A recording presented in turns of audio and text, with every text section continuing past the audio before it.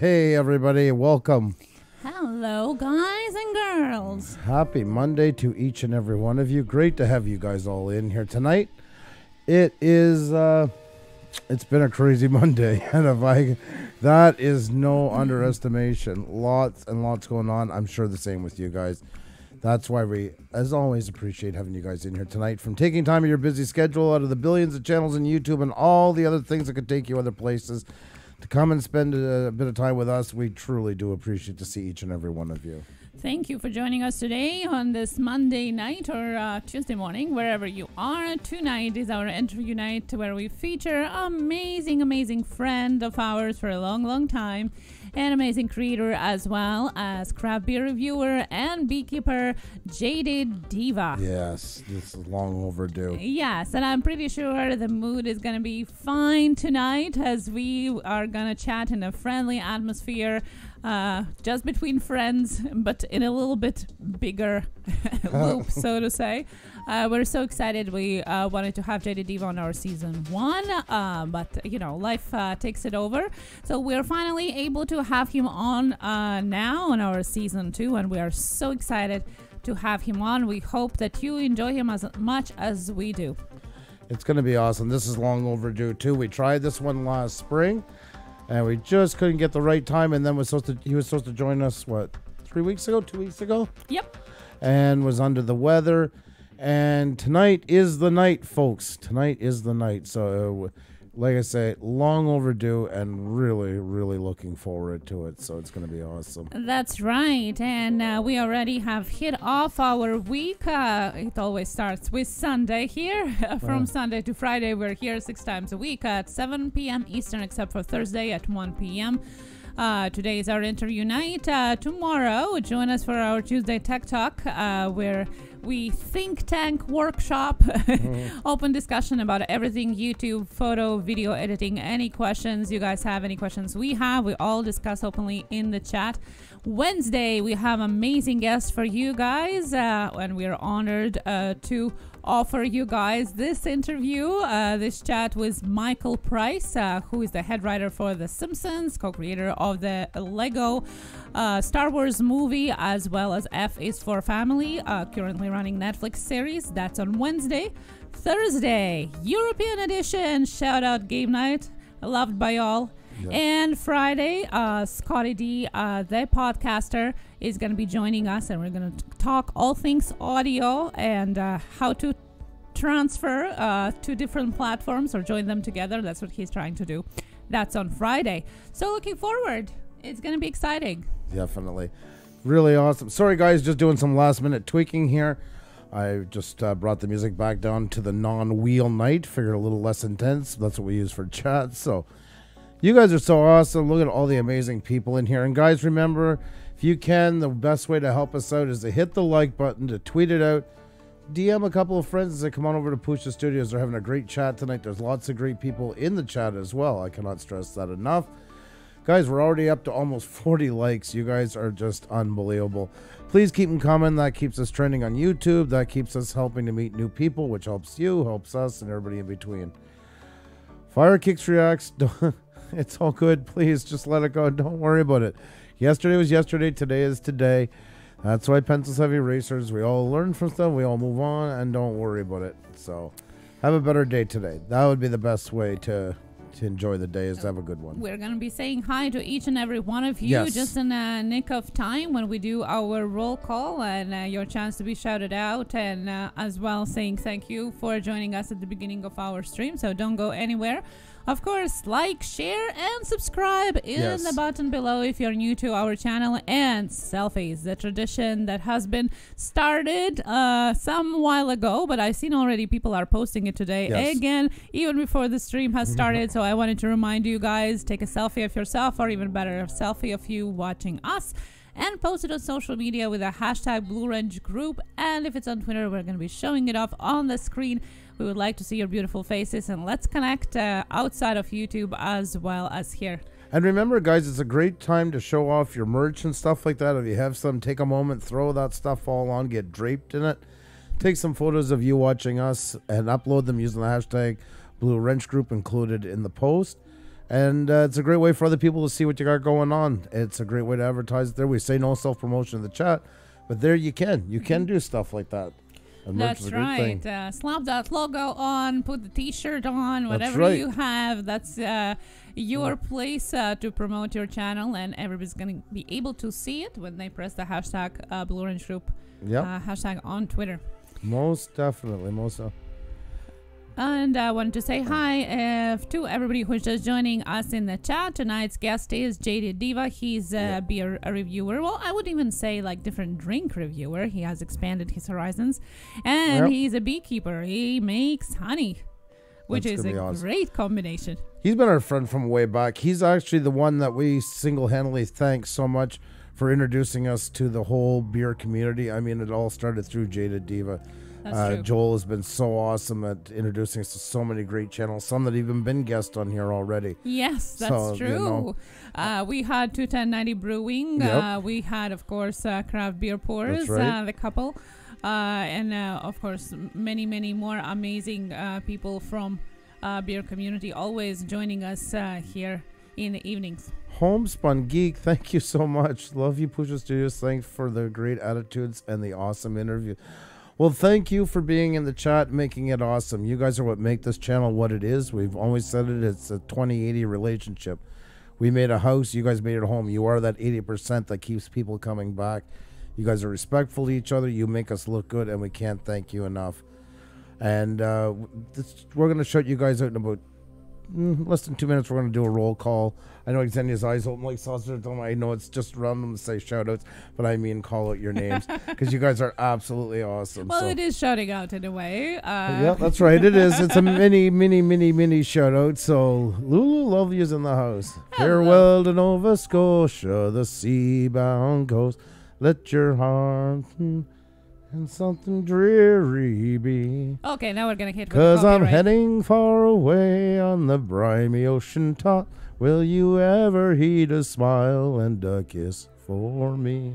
She's freaked out that I know the words to that right now, or at least most of the words. Well, and if we all of a sudden get hit with a copyright, that's Andrew's fault. That's right. Oh, my singing is pretty much guaranteed not to trigger copyright. That I can guarantee you. And I see One Sip at a Time is in as well. That's a wife part of Crab Beer Pour. She has her own channel right now as well. Go check her out and tweeted it out. Thank you, all of you who have already tweeted it out. And if you haven't yet, please do. It's free, and it really helps us to put the word out there. We do appreciate it.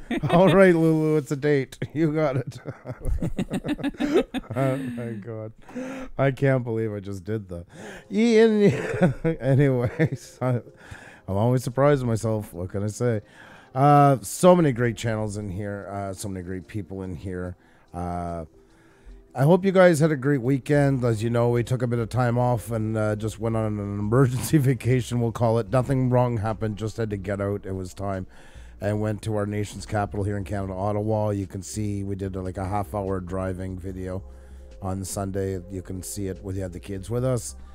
Went and seen the Capitol building and stuff like that. And it was so nice to spend time with you guys doing something like that. So it's been a while. Thank you so much, Stacy. Thank you so much, Stacy. Lots of challenges. What do you think, Hun? Time to do a roll call?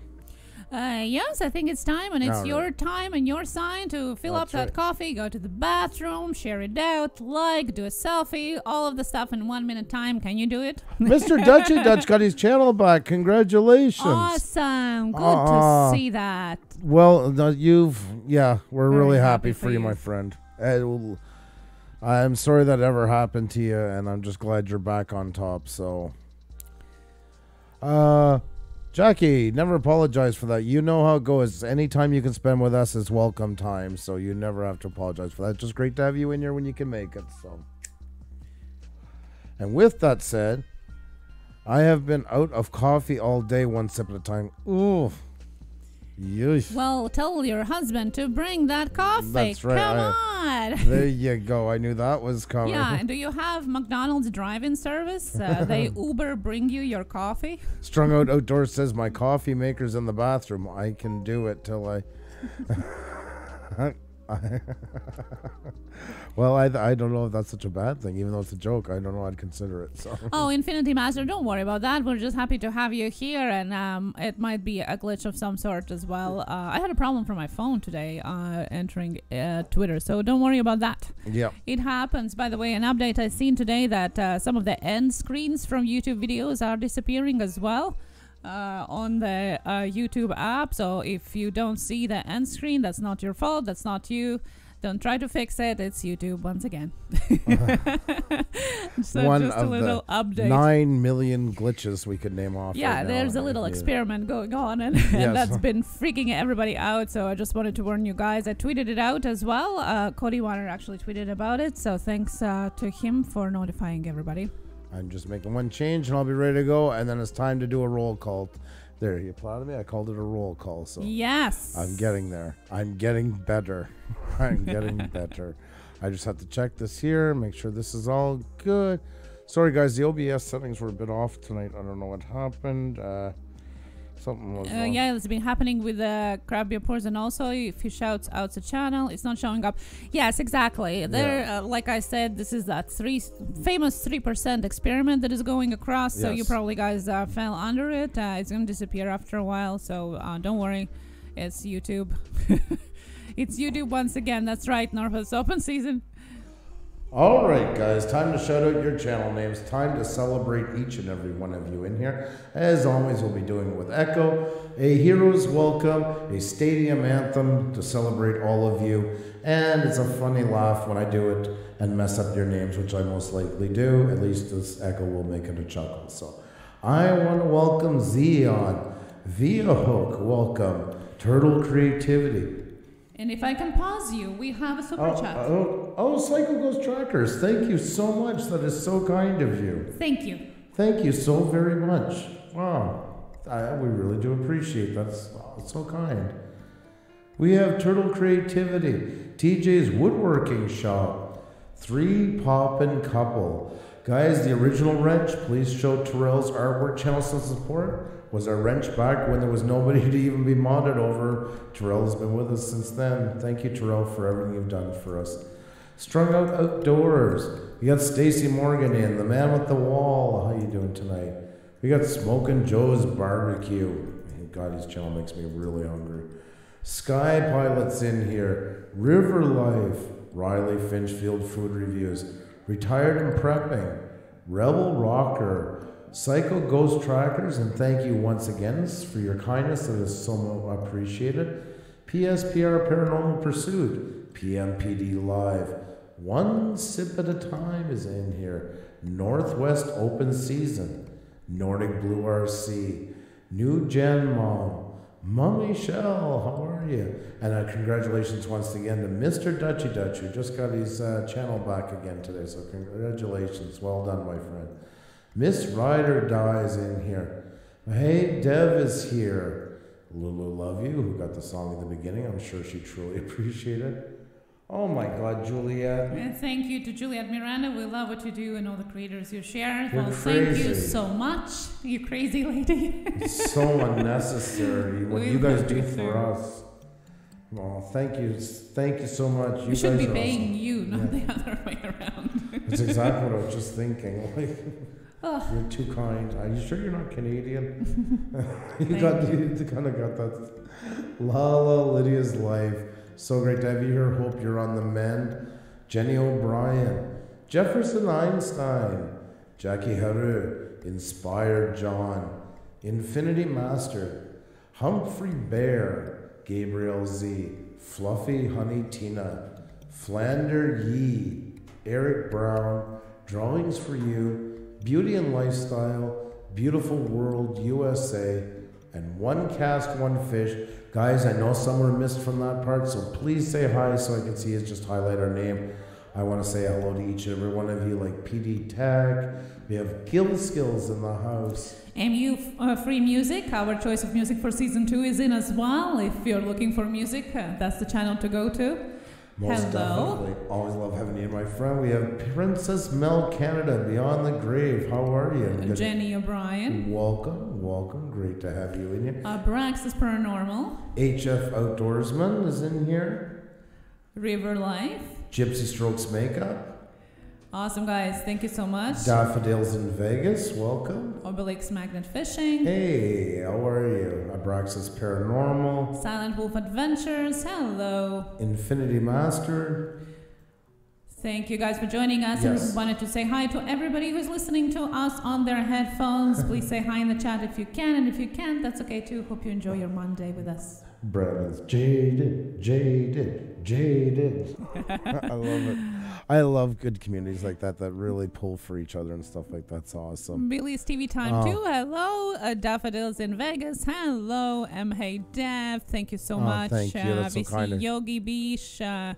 Thank you. Thank you so much. What did we have for supper tonight? Oh, well, you made it. It's like I'm getting quizzed or something. I wonder if you remember. We had grilled pork, thinly sliced pork loin with a mushroom sauce. We had small potatoes, carrots, and a tomato salad. Very good. Oh my God, you'd think I was 3. Hey, Nordic Blue. I like cooking. RC, you just got me here getting quizzed here. Now I'm going to... Stay tuned, folks. Big update. Andrew's going to next be quizzed on these colors. That's right, his colors. And what color are my eyes? Like hazel. Oh. Nice try. Jay Hernandez, what's going on? Good answer. Carpenter Rick, what's going on? Sid's Angel, how are you? Debbie Davis, great to have you guys in here. Oh, sorry to hear that. Hopefully your Wi-Fi comes back. Instant replay. That sucks. That sucks, yes, definitely. Fire Kicks Tracks made you a special surprise I sent on Twitter. Well, thank you so much. That is much appreciated. Yeah, that's right. We're going to be looking at your selfies, guys, just in a little bit of time. Always good to see your guys' beautiful faces out there. Definitely. And it's always awesome. There's never too late to do that. Hashtag Blue Ranch Group if you want to join the fun and show yourself off.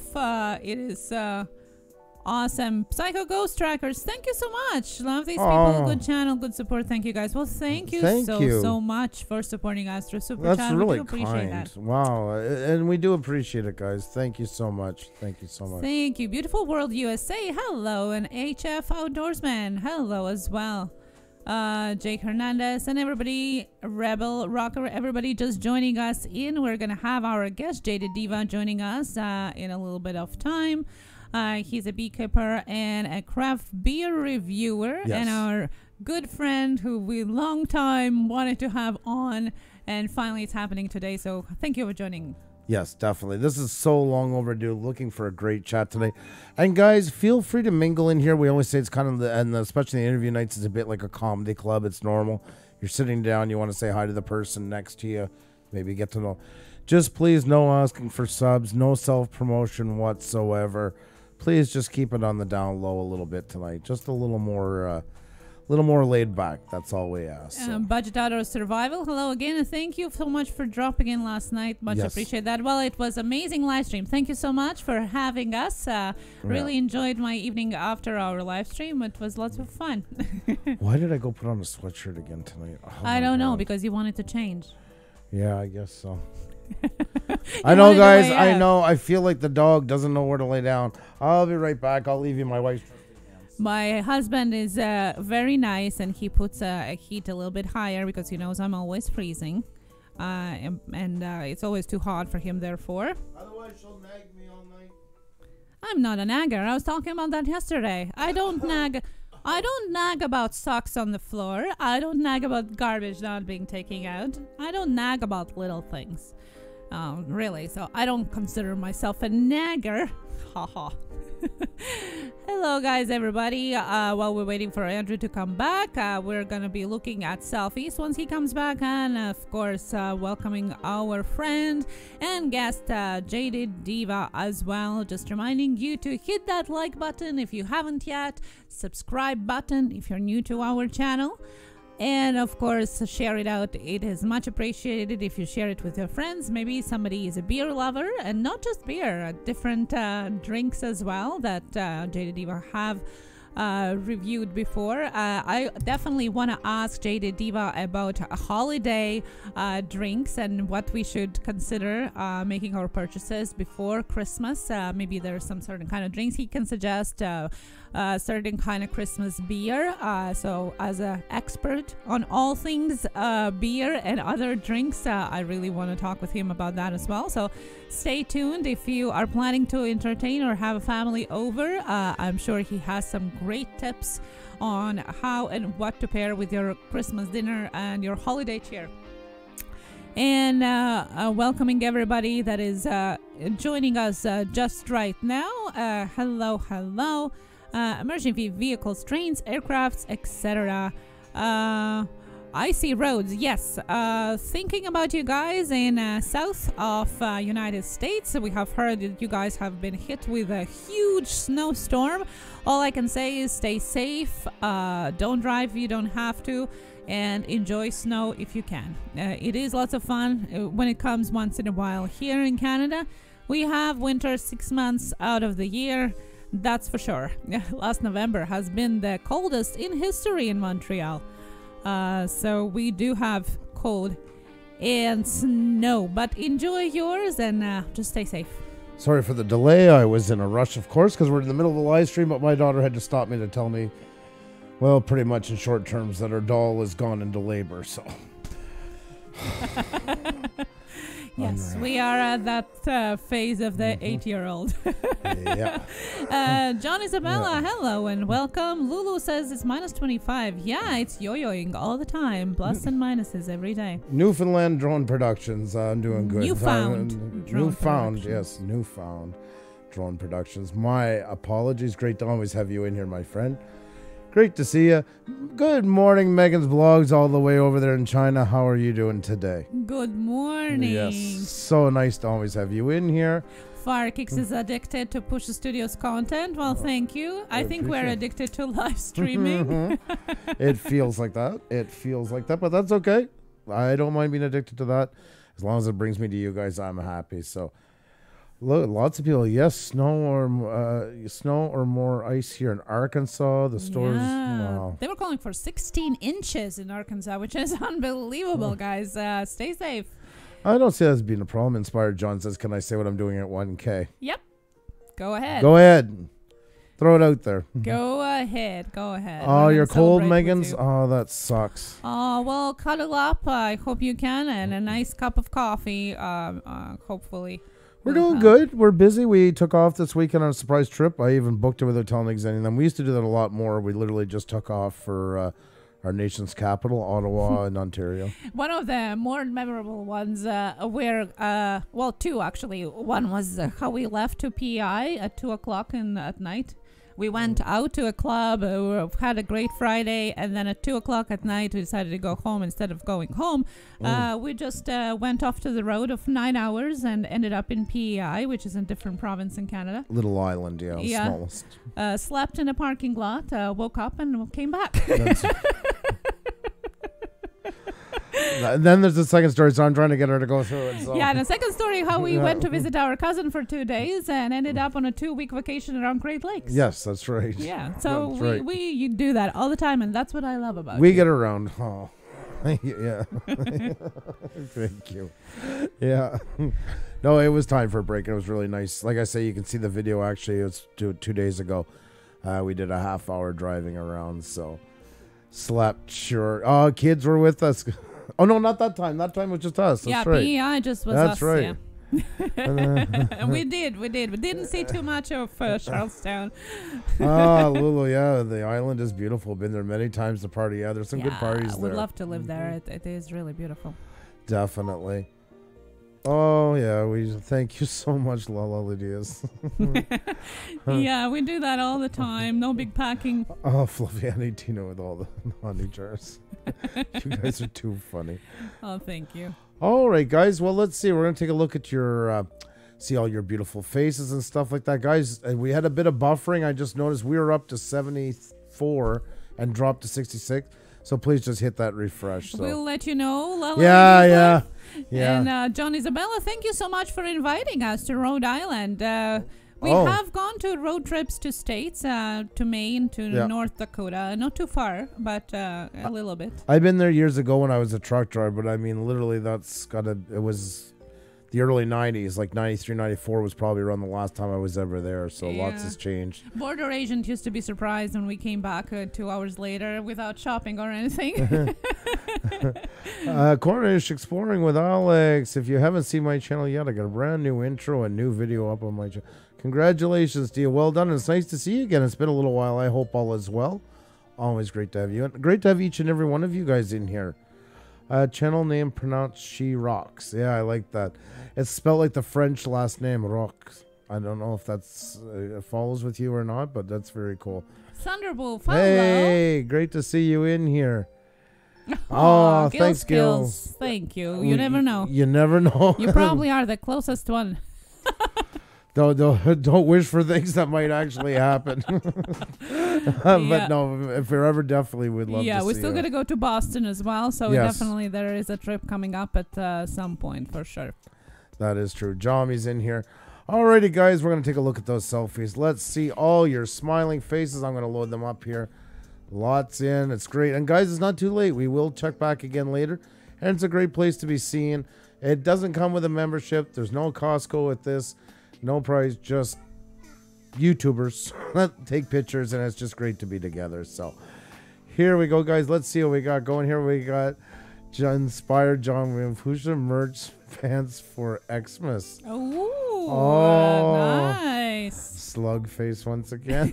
You're so funny. You are so awesome, Inspired John. You've been one of the I don't know, I just love your stuff. Thank you for including the family, and that's awesome. It is. It means a lot. And thank you for promoting our merch. Yes. Oh my god, that night you showed his son's head popping out of the tub, and then Heavy Metal Magnet did the one there. I still think of that so many times. Thank you so very much, Inspired John. And then we got Blackjack. You too. What's going on? Well, look at that. Aren't you all ready for the holidays? That is awesome. Love it. Awesome. Loving you on. Love having you here. On a big screen. Yes. Thank you so very much. Yeah. I love that. Live, love, bark. That is so cool. That is so cool. Silent Wolf Adventures. Wow. From Bushcat family to yours. Merry Christmas from Silent Wolf Adventures. Awesome. Look at all the animals. Isn't that nice? Thank you so very much. That is really cool. We really do appreciate the time you guys take to do these selfies and that. Very, very nice. Nomadic Bike, hello. And Elena Riabinina, hello as well. Welcome to both Captain of you. Chris, hello and welcome. Divas, Jaded. Hey, Push, I made this for you because you were on. Oh, well, thank you. Thank you so much. Thank Studios you, Chris. is awesome. Thank you. We do appreciate that. That's good. Thumbs up, my friend. Thumbs up. That's what YouTube is all about. I look like a zombie monster. Needs more coffee. Oh my god. Oh my goodness.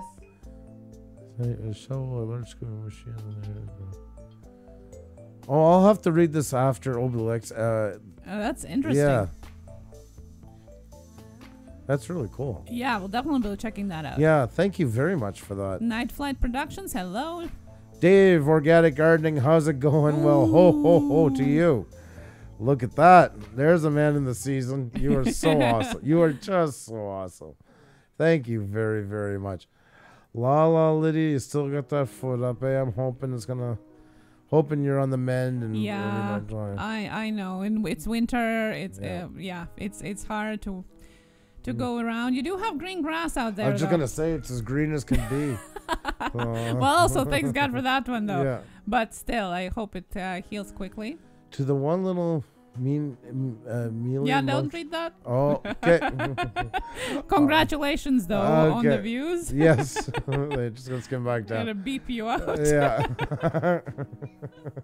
The huntsman. Juliet, what's going on? Look at that. Sassy as always. Yes, sassy. Yeah. Awesome. Thank you for the selfie. Juliet Miranda, awesome podcaster and creator. Yeah, you guys are so awesome. Toast to you. I wish I had something to toast back with besides coffee. I won't do that in honor of you enjoying your drink. So you have a great time. Thank you so much to you and your guy, by the way. You guys are absolutely awesome. Thank you so much. Lulu, love you. Oh, look at that. Aw. It's like a Christmas card. Yeah. Guys, you got to check out Lulu, love you. You'll ferret. She's got the. Oh, the if you love fur balls. Yeah, fur balls in general. Guinea pigs. So cute. Everything. Oh my God. And she's fellow Canadian too. Yes. So we'd really love her. Most definitely. Jeez. Oh, that's cute. Oh my God. Turtle Creativity, hello. Oh, Branscombe wow. Farm, look at that. It was a birthday. Carly is 5. And she got a puppy for birthday. Wow. I think it's every child's dream is to have a puppy for birthday. Guys, we got to get our guest on. We're falling beyond, but is Carrie close? Carly, excuse me, Carly. Is Carly close? We got to sing happy birthday to her. Oh, definitely. Yeah. I hope Carly's it's also close. Easy E is in the chat, whose birthday is as well as today. Oh, we got to sing too then. Okay. Yeah. Alrighty, here we go. Let's do Easy E first. Yeah. Give Carly a second to come over. Okay. Happy birthday to you. Happy birthday to you. Happy birthday, dear Easy E. Happy birthday to you. Happy birthday, Carly. Happy birthday, Carly. Happy birthday, dear Carly. Happy birthday to you. Yay! Happy birthday to both of you. Happy birthday. Hope you have a great day. That is awesome. Yes. Well, that was cool. Yes, and thank you for sharing that that's with us. better. That is. It's never too late for your selfie. You can always add it with the hashtag Blue Ridge Group, and we're gonna return to them later on in our show. We didn't even have us up. Yeah, I forgot to take it off that. Alrighty. And once again, guys, then while we're here, just quickly, don't forget, we have our Blue Wrench Group stuff. Thank you to Inspired John, who keeps pushing it for us every night. It's become our ambassador. So everything from leggings to socks, Infinity Blue Wrench Group wrenches. Xenia came up with the pattern within all socks and the leggings. And stuff for every occasion, budget, and style. Yes, and they just activated a 2-day expedited mailing option for Christmas, so you can still order that if you're looking for gifts for your loved ones. Thank you so much. Alrighty, it's that time. I'm going to pass over to you, hon. I'm going to get the link ready for our good friend, Jaded Diva. And yes, of course, guys, 21090 Brewing is in a house. So excited for this show. We are excited as well. Jaded Diva is joining us just in a couple moments. Yes. And just while we are getting him in, I just wanted to welcome everybody who's in the chat and joining us just now. Thank you so much for coming over. Please don't forget and remember to hit that like button, share it out, and if you're new to our channel, hit the subscribe button down below. We do appreciate that. If you want to know what we do more, everything is available in our about section and description of the video. By the way, about section is updated. And I know I passed it to Xenia, but I was just wondering if anybody from the beer community, I'm looking at Craft Beer Pours and 21090 Brewing. If you guys can let anybody know in the community that your guys' community that we're gonna have Jaded Diva on, that would be greatly, greatly appreciated. So. And we know that Jaded Diva is loved by all. That's for sure. He's always welcomed in all live streams and definitely with an open heart. He's such a kind soul. So looking forward to this chat. And John Isabel is offering their empty in-law house by Boston. There you go. Well, thank you so much. That's when we go and meet our craft beer pours. JC No Limit, hello and welcome here as well. And yes, 21090 Brewing have been tweeting it out all day. We do appreciate that. I've seen that. Thank you so much. And to all of you guys that have been tweeting it out as well, thank you very, very much. I'm sorry, 21090 Brewing. That's a typical me where I don't go on Twitter as much as Xenia, so I don't know half of what's going on. Just think of these things on the fly. You guys are awesome. Thank you so much. We're just going to get everything ready here. I'd like to make a note too to our guests to make sure that the video is muted and just the chat is playing, because then we're going to get like the radio All kinds of echo. So.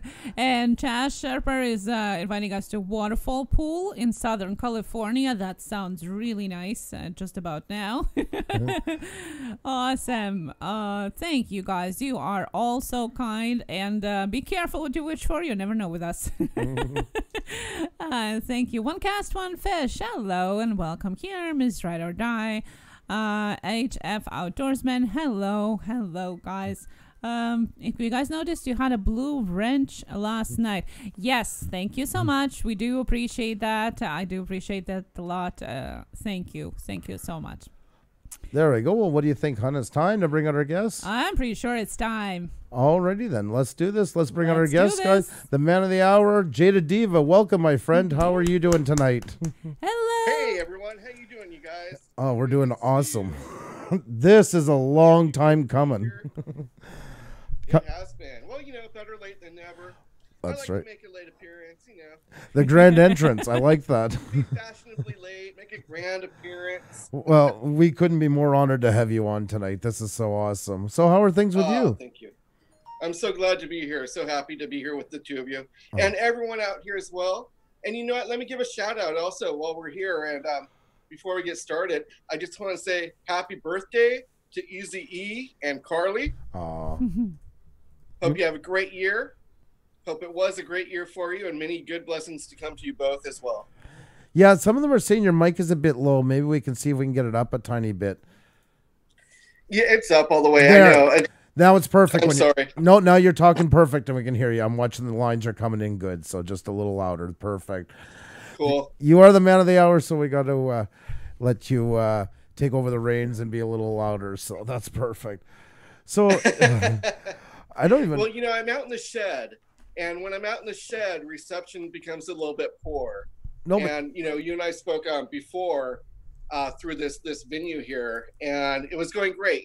Sound quality was up there, but I was in the house where Wi-Fi and everything is connected and right there going strong.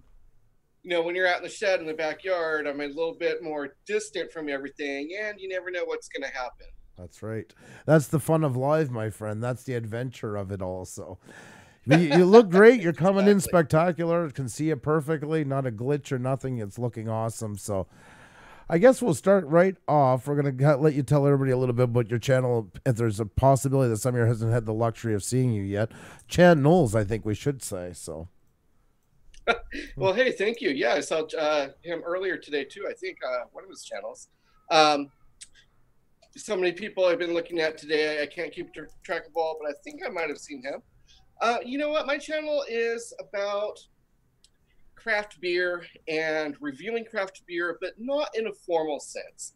I try to, find some really fun beers that I'm going to be drinking and kind of bring it to you guys and people who might be interested. And that means people who drink beer, people who are curious about beer, people who have heard about beer but don't know anything about it.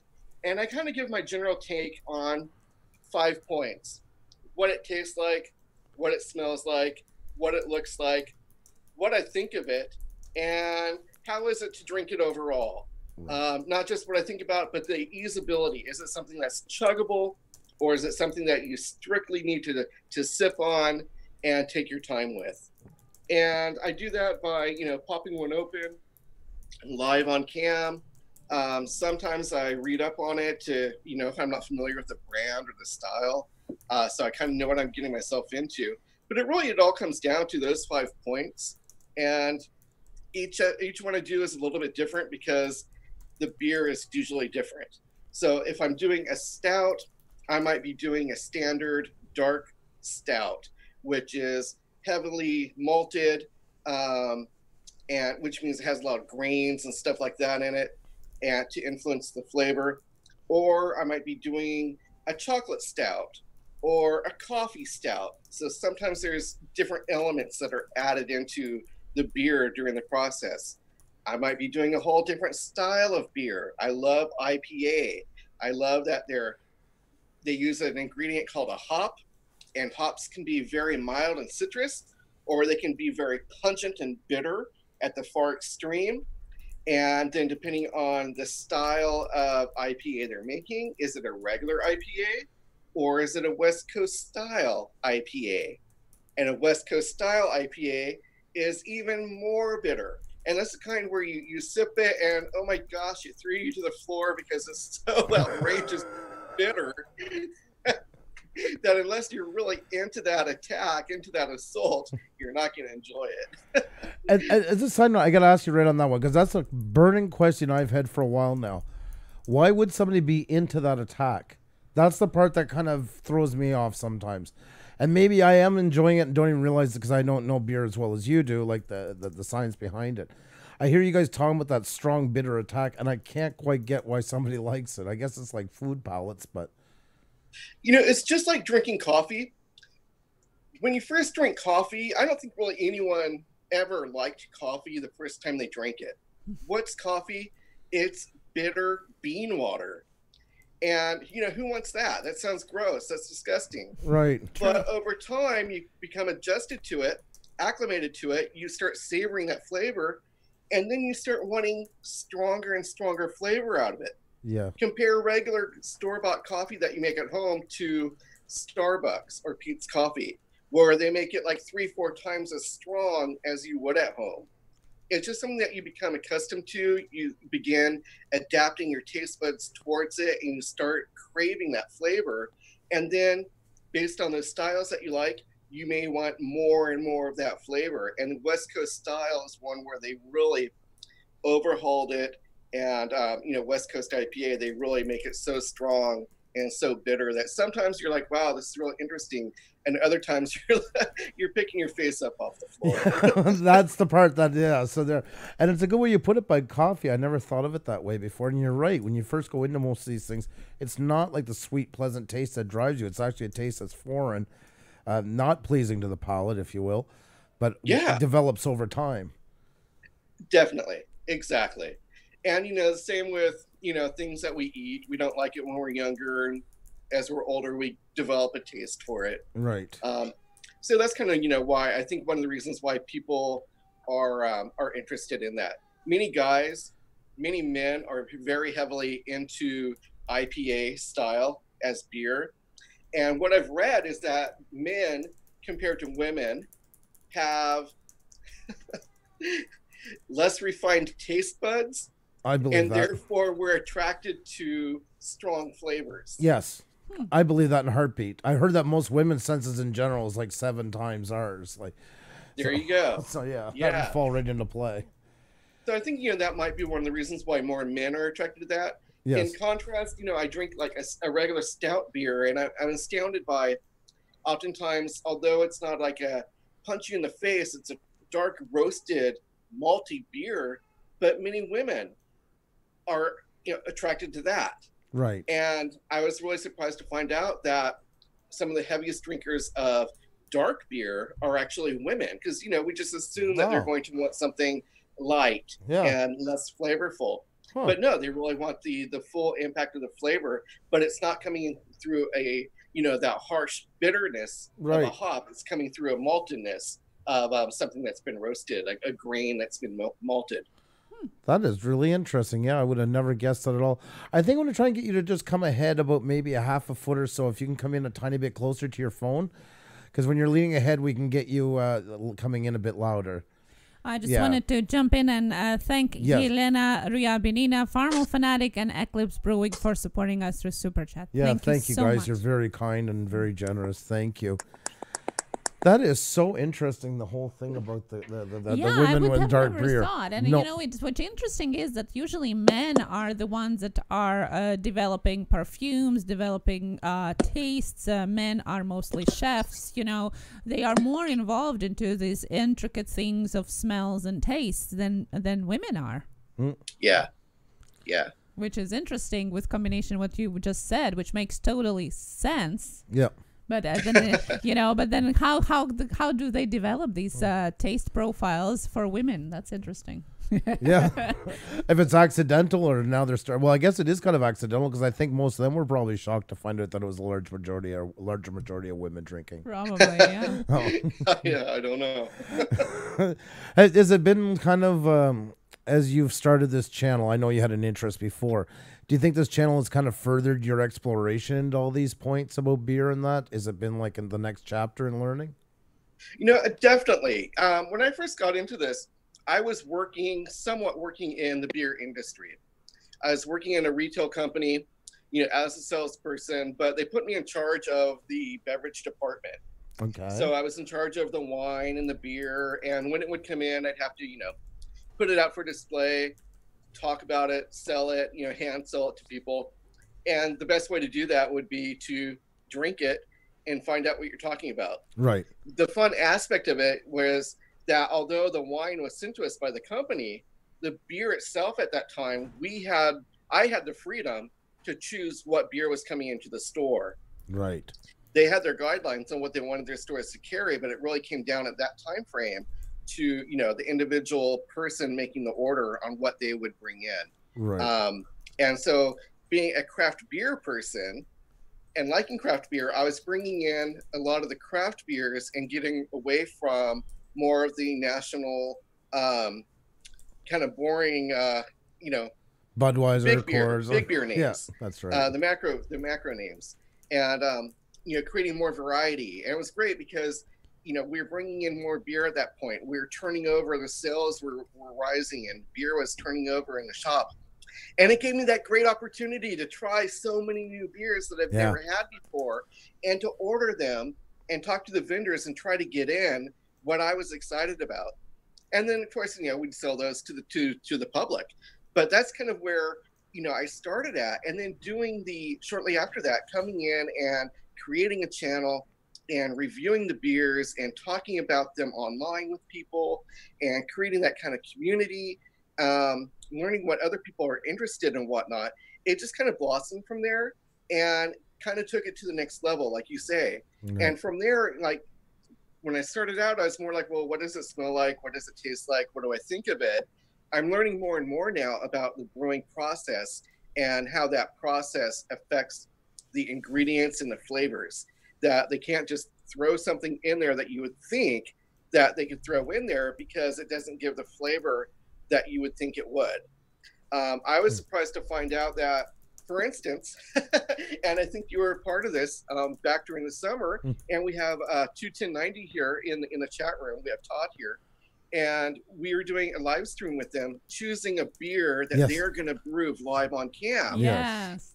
And two of the loudest proponents was myself and Trish from One Sip at a Time. Yeah. And we were saying a fruit beer, either strawberry beer or watermelon beer, and we were both on the watermelon kick at that time. So really, really pushing strong for a watermelon beer.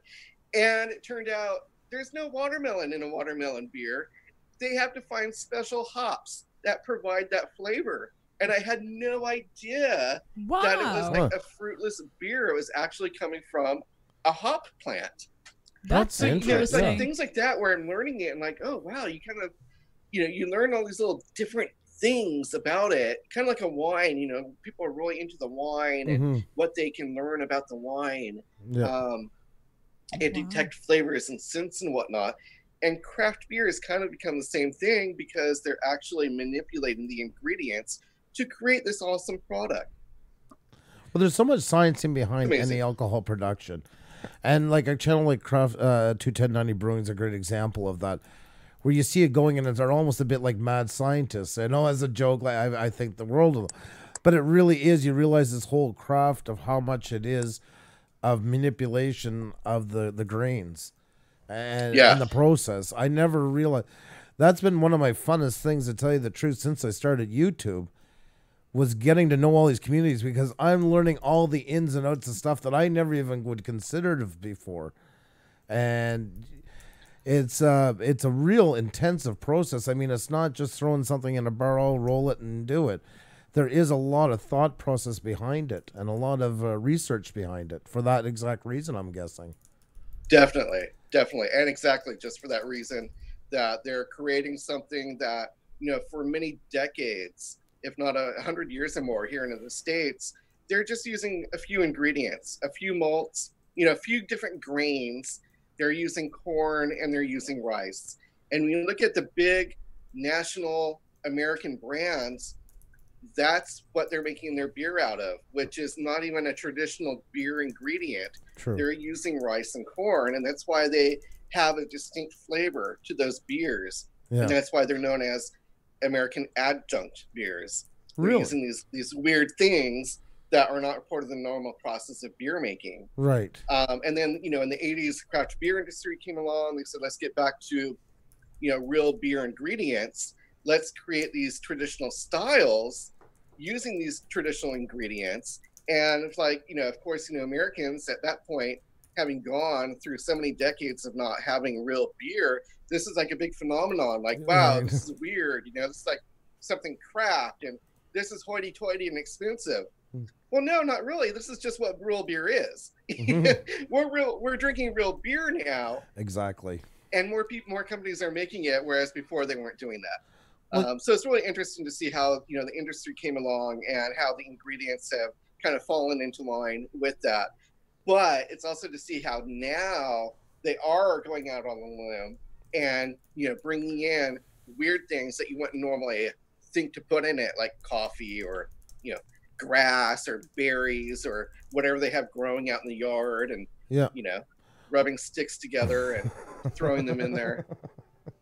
Well, it is true. I mean, and that's not just limited to beer. I mean, most anything we ingest, especially in North America, is a byproduct of what the original was. That's why we freak every time we see an actual cost of an actual loaf of bread from a baker or a cake or you name it. Even a lot of manufactured goods, we freak out when we see the cost of it when it's not in Walmart or it's not in Costco, or because we're not. Yeah. And that's mostly all been derived from real, a real object with real elements, and has been manipulated to use whatever's closest and cheapest to manufacture it.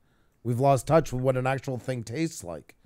Right. You know, Right. Exactly. even Yeah. vegetables. No, you you hit it know, right on the head there. you go For so long, we've been looking at the bottom dollar, trying to make things as cheap as possible, that we've gotten away from, actually eating and drinking and making things that are real, Yes, because now we're doing it with all chemicals and fake product. that's right. We simulate everything. It's a simulation. Exactly. There's a Frankenstein one at that point, not even mad scientist, So, I mean, even a carrot out of a garden versus a carrot in a grocery store, there's no comparison. There's none. There's, it's been manipulated to that extent. So, Oh, exactly. and your ingredients are Yeah. the basis for your products. So when you guys are doing craft beers, of course, you pay a bit more, but you're getting the real thing. You're getting all the enriched flavors into it. Right, you are, definitely. And you're getting a quality product at that point too. And the great thing is that there's so many different companies out there doing it now. And many of them have been around for a long time, that now we have not only a variety of brands and styles to choose from, but we also have a variety of price points Yes. to choose from, because some are able to produce much more efficiently and effectively, more cost effectively for us as consumers than other companies are. Of course. So startup today, there's a lot of new startups, and you're looking at paying like $20 or more for a 4-pack of beer. Yeah. And you're thinking, that's outrageous. And you drink it and it's great and you enjoy it, but you're thinking that's really not cost effective. How do they have to do this when I can go over here to this company, and this company can give me a 6-pack for $10? Yeah. That's right. It's true. So we have a lot to choose from, and it's wonderful to see the growth and the sustainability within the market. And I think too, as these companies get off the ground, it's like any other product. Once you start getting the public aware and there's a demand, the price can come down because then they're making it in larger formats. So that will help them cut cost as well. Yeah, definitely. And I just saw Steven, Eclipse Brewing, here in the chat. Yes. Shout out to him. I'll be reviewing a couple of his beers in the next week or two. They're nice. actually chilling in my refrigerator. I told him I'm really excited about that. But here's someone who's within what I call the beer tubing community. Right. Eclipse Brewing. He's a home brewer. And not only is he doing his thing on his channel, but he's reaching out to reviewers like myself who don't homebrew. He's working with other home brewers as well, but he's really kind of, breaking those walls down of like this set of people and this set of people, bringing us together to really enhance the the wholeness of the beer tubing community. And I always learn so much from him just by talking to him, listening to him on streams, watching his videos. And, you know, that really helps me as well in refining my taste and my palate, but learning more about what I'm actually drinking and how it got to become what this is. And what's great for him too is that he's taking, you know, that feedback that I'm providing, and, you know, Brandon at Craft Beer Pours, who's also in the chat room here, Yep. you know, he's doing the same thing as well. And then, you know, like Eclipse Brewing can then take that feedback and think, well, you know, that may or may not be what he was going for. Right. So now he can tweak it and get his, you know, final version of what he's trying to produce. And, you know, that's someone who I would keep an eye on. Yeah. Also, there's a lot of home brewers out there. 21090 Brewing is one to keep your eye on, and also Eclipse Brewing, because they are really trying to do it right. They're trying to be creative. They're trying to be innovative, is what I'm saying, and produce quality. But I really think that, you know what, if they had the financial backing, these are producers, home brewers that could go commercial at one point. And whether they want to do that, you know, if that's even in their mind at this point, I don't know. Nice. But definitely, those are two of the home brewers that I'm aware of that I definitely have my eye on and I follow and I watch, because I'm thinking if they ever take that leap, they're going to be very, very successful. Well, I guess first of all, as a side note, we said this earlier on tonight, and I'm going to say it to you directly. We owe you a huge thanks. You've been our gateway. Not only have we got to be friends pretty much right off the start, but you are our gateway into the beer community. And I mean, we've had both. We've had 21090 Brewing on. We've had Brandon, of course, from Craft Beer Pours. And many more that we've met has been because of you. You were our gateway into that whole community. And we owe you a huge debt of thanks. It's probably one of the first communities we ever got to tap into and get to know, pardon the pun with tap. But we really do. I mean, we've never forgotten that. You know, we've made a lot of good friends because of you, not just with you, but you've also introduced us to some amazing people as well. Oh, well, thank you. Yeah, you know what? When I first started, after I began my channel and I've been doing it for a few months, you know, I decided on what I wanted to do. Do I want to just kind of be doing this, or do I actually want someone to watch my videos? Right. Do I want to get feedback? Do I want the engagement or not? You know, do I want to become a part of the whole greater YouTube community or not? Because many people don't. Right. They just want to do their thing and be left alone. And exactly. That's it. It's out there if someone sees it. Yep. And I decided, you know what? I'm going to search for ways to make friends and create engagement with other people, not just for my channel, but for myself as well. Yeah. People I can engage with on a continuing basis, who I'm interested in, who entertain me, who inspire me, and, you know, who make life interesting. Yeah. And that's where, you know, I found you through the supporter community many months ago. And, you know, and then also through, aside from the supporter community, just like random YouTubers, yep, and other random communities that I've met people through, not even knowing they're part of some community, and, you know, then became engaged in their community. And after a while, it's just like, you know, things mesh. Yeah. And, you know, we go live and you have people coming, friends coming from all directions, just hanging out with you. And that's kind of where they, you know, we all kind of intermingle at that point. Yeah. And so, yeah, it's been really interesting to watch that. You know, just like these different communities I've been a part of, not really even paying attention to whether or not I'm part of that community, but just engaging with it and then bringing them all together. So it's really been fun to see you and see, you know, the other channels that you mentioned also kind of grow and expand and learn from each other and engage. And I think it enhances all of us. It makes everything really fun at that point. And we have more to, you know, to share and to learn. I agree on that. And it's good, like, you were that great model of being close to your community, but also branching out at the same time. And I think that was so important. You know, you made friends in all kinds of different genres. You're just a naturally likable person. And people gravitate to, but you also stayed connected to your core. You were able to walk both sides of the fence, which I find some really struggle with. And that's what I think has helped you build good connections that way, if I may say so. And I mean, everybody from every walk of life likes to come and hang out at Jaded Divas. It was fun. It's fun. It's just to relax, exactly what you said. But you also have knowledge, and I don't mean this offensively. I've been trying to think of how I was going to sum you up today. And when I used to travel a lot in business, I used to stay at a lot of hotels. And you're like that amazing maitre d' at a 5-star hotel who knows so much about something, but also has the gift of gab and the charm to go with it. You're very good with people.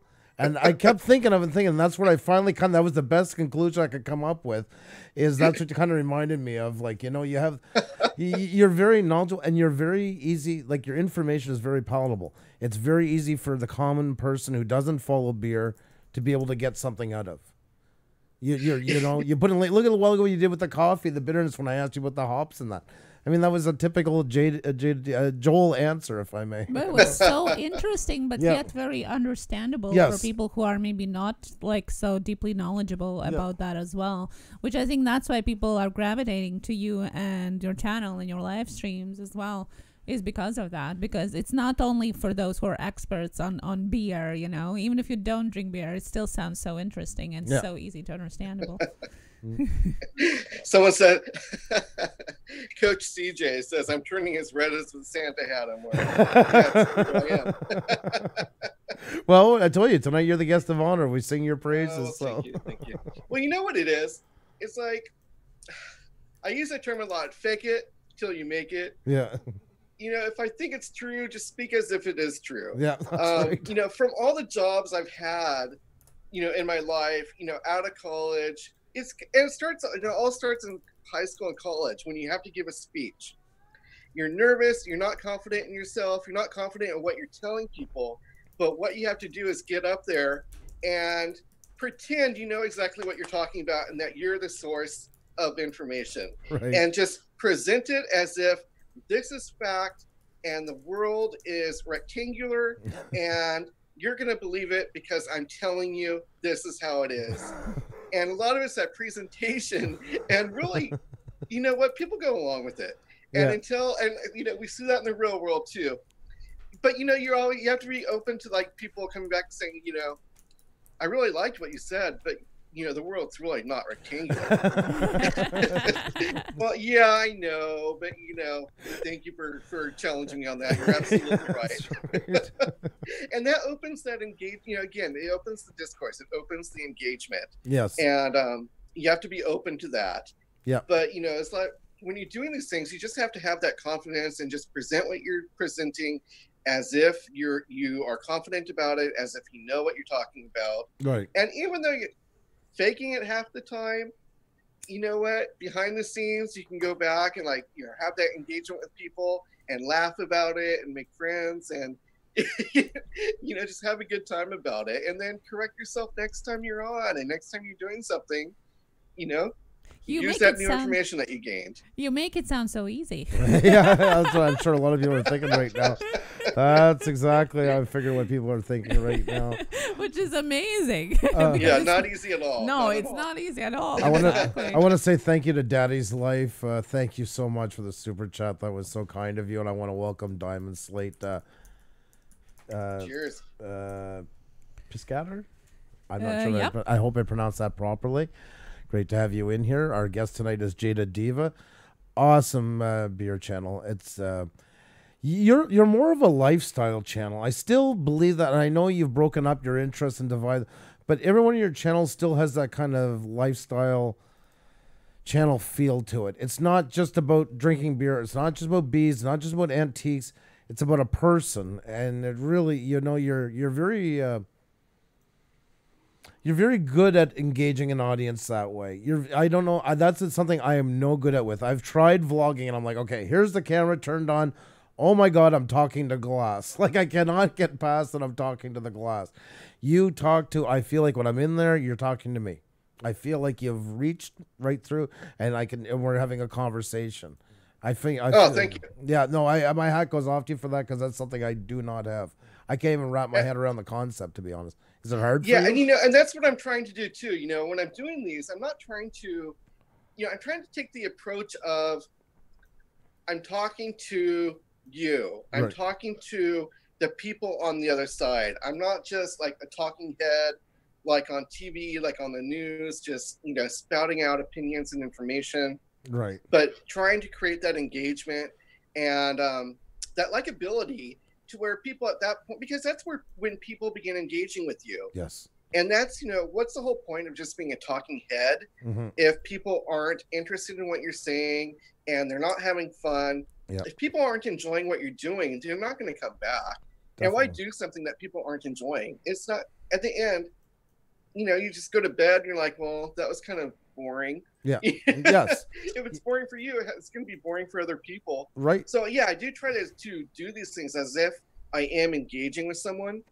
And even if I'm like doing a live stream and there's no one there, a lot of times I just pretend that there are people on the other side, that they're there, and I'm talking to them. And at any minute, other people are going to show up. They're going to be knocking on that door, or they're going to be coming back later and watching it.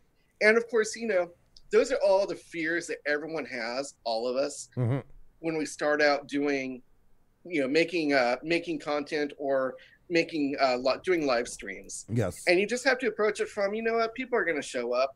And they always do. That's right. I mean, you have a full house in here. It keeps going up and down.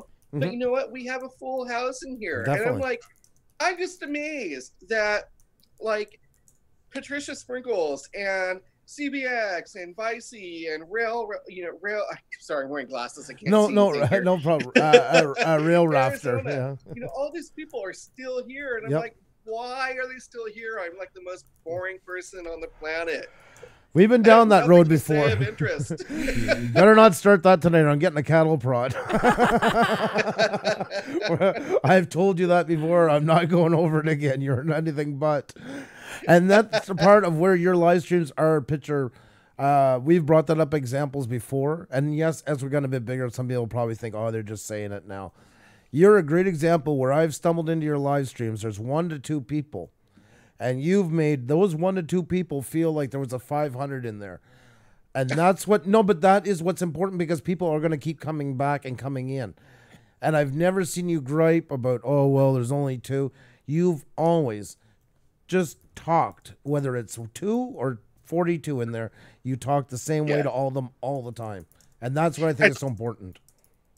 Yeah, definitely. And, you know, and you guys do the same thing because, you know, you really bring it one-on-one. It's about when you're doing live streams, it's a whole different thing than creating content. You're not presenting anything when you're doing a live stream. That's right. It's all about engagement. And I want to have as much fun as I want people on the other side to have. Yes.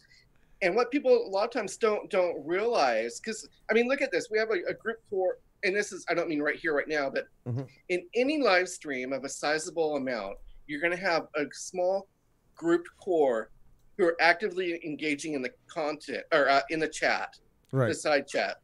And then the vast majority are just kind of sitting back, hanging out. They're just, you know, they're just watching and they're enjoying it, but they're not engaging. It's those people who are engaging are the ones who are entertaining me.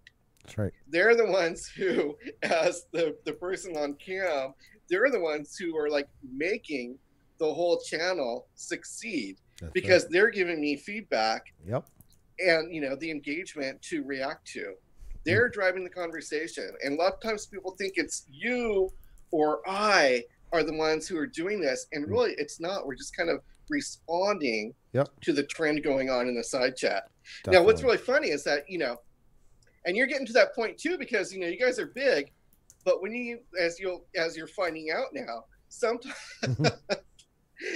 sometimes what you're doing and what you're doing with your side chat is one thing, and then you have your sub side chat doing something completely different. That's right. Having their own entire conversation. That's right.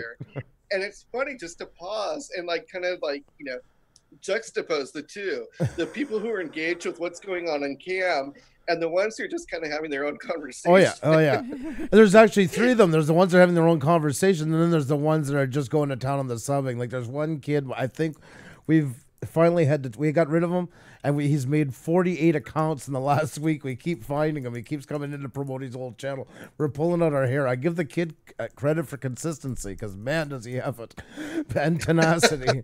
But yeah, no, yeah, so I know a couple of those too. We have, you know, there's a community out there called Boyt, B-O-Y-T. Right. They're known as the Boyt. They're the bottom of YouTube. Right. And it's just an eclectic mix of people who have been around for years doing live streams and producing content. But when they kind of come together, it can just become craziness. Right. And some people, when they're going on, you know, they'll have moderate amounts of viewers and engagement. Other people have hundreds going on, you know, or viewing, and hundreds chatting, and just becomes crazy. But yeah, definitely in that group, there are just some crazy mofos who have nothing better to do.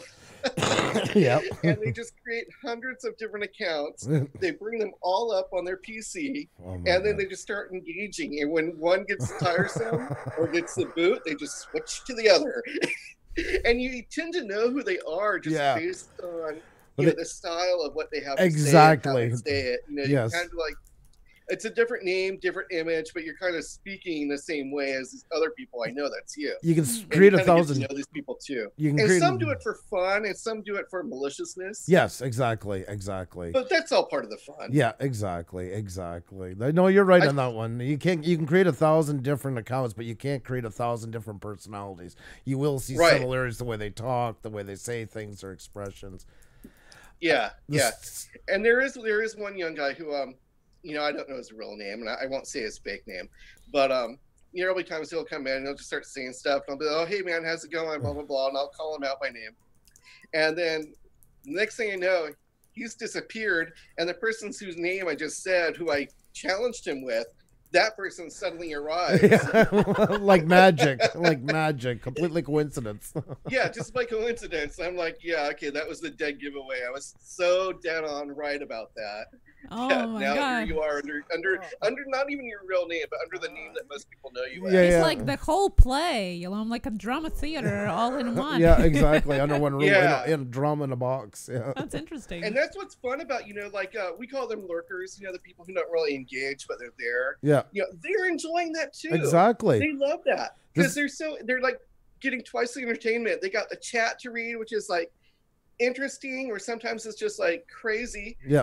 And then they have what's going on in cam as well. Yep. And it's just like double entertainment. Well, you know, they don't even have to keep flipping this channel. They can just get it all right there. It's a spectator sport. It's all under one roof, you know? Yeah. Exactly. The only thing we had to kind of clamp down on some of it was because one thing is we will do, especially when there's guests, we want it a little more because it is the guest night, you know, so we do try to keep it a little more under wraps and stuff like that. It's out of respect. And for you, of course, but for anybody that's on. That night, these nights, we kind of asked them to keep it a little more toned down and stuff. The story of Dory said to you, pushes to you, is tell him to hush, as I just met him and he seems like a fun person when you were talking about engagement. Who was that? It was the story of Dory wanted me to say that to you, so that's why I had that one sitting there for 5 minutes. I definitely didn't want to miss it. So. That's so funny. I am a nice person. You are a nice person. No, I could never say any differently about you. So no. Don't listen to what I say. Please don't let what comes out of my mouth influence you negatively. I think we'll do a couple of questions. Do you have any yet? Well, actually, there one question from two people. Oh, okay. Well, two questions, but there's one from two people. So Tutanati Brewing and, of course, Eclipse Brewing was asking, what's your favorite beer of all time? Oh, you know, that's also the worst question ever. Because it's so hard to answer. Yeah. Because there's so many ones I like, and because there's so many different styles of beer that I like. Yeah. Style, you know, my heart has to go out to IPA. Right. I love a good IPA, and there's so many styles. I like them all. I like the face-punching West Coast style IPAs that knock you on the floor and pass out. I love a regular IPA. I love the Northeast style IPA, which may be hazy and fruity flavored. IPAs, there's just so much diversity within an IPA that's just so fun, you know, to live within that realm. Yeah. But then again, a week or two ago, I just had something out of the box, which was a peanut butter chocolate stout that tasted like peanut butter flavored chocolate milk. And I thought it was going to be disgusting because I've had other peanut butter beers and I've had other chocolate beers that have not been that good. Yeah. And this one, it brought it all together, and it was awesome. It was so delicious. It was so creamy and rich and flavorful in all the right ways. That I have to give, you know, hats off to that. And that was by Belching Beaver, and that was their Mexican chocolate peanut butter stout. So those two I would go for. Interesting. And Sparky, I can name like 5 others, but you know. Sparky 107 brought up a great question. He said, would it be easier to pick the ones he dislikes the most and nasty aftertaste? Yeah, that's a good question too. Oh my gosh, yeah. I don't even know the company. It was like some weird name company. Yeah, I think they're out of California. They're kind of newer, and I can't even remember their name. But I was drinking it on live cam during a stream, and I just had to spit it out. It was disgusting. It was just like, I don't know. It was a sour beer, but I don't know if it was. I think a sour beer is a whole separate style of beer, right? With its roots in Belgium, in Europe, and you know, to the unexperienced like me, you know, many what we call sour beers, they're actually fruity tart beers, right. Like a tart cherry beer, but we're calling it sour, and it's not. Or you can get something truly sour, which is like, oh geez, like olive water. Like drinking the juice out of a you know, a jar of olives. You know, it's just like this sourish weird flavor. Well, the one I had, it was just so off the wall. It started off as being that kind of that weird flavor, but I think what happened is it was probably just a bad can. It probably had a reaction inside the can through fermentation or the brewing process or something, or maybe it had a leak, I don't know, but it turned, and it was just the most disgusting thing I've ever had. And I don't know if that's true or not. I'm just assuming that something went bad with it. You're giving them benefit of the doubt that nothing could be made that bad. Yeah, but I mean, I could have, like, you know, sucked on a dirty sock, and that would have been much more pleasurable. Oh my God. Yeah, it was awful. The Story of Dory says, what beer would he recommend to a person? And they puts in brackets, hope he does not hate me after what I said this about this last comment about that you seem like a nice guy. Who hates the taste of beer? Oh, you know, that's actually a great comment. If you hate the taste of beer, you probably hate the taste of American adjunct beer, which is made from rice and corn. So what I would suggest would be going to a craft beer that is a traditional style. And a really good starter craft beer for people is actually a Belgian style called a wit, W-I-T, or in you know, English, white beer. It's going to pour clear, kind of like a off-colored watery color.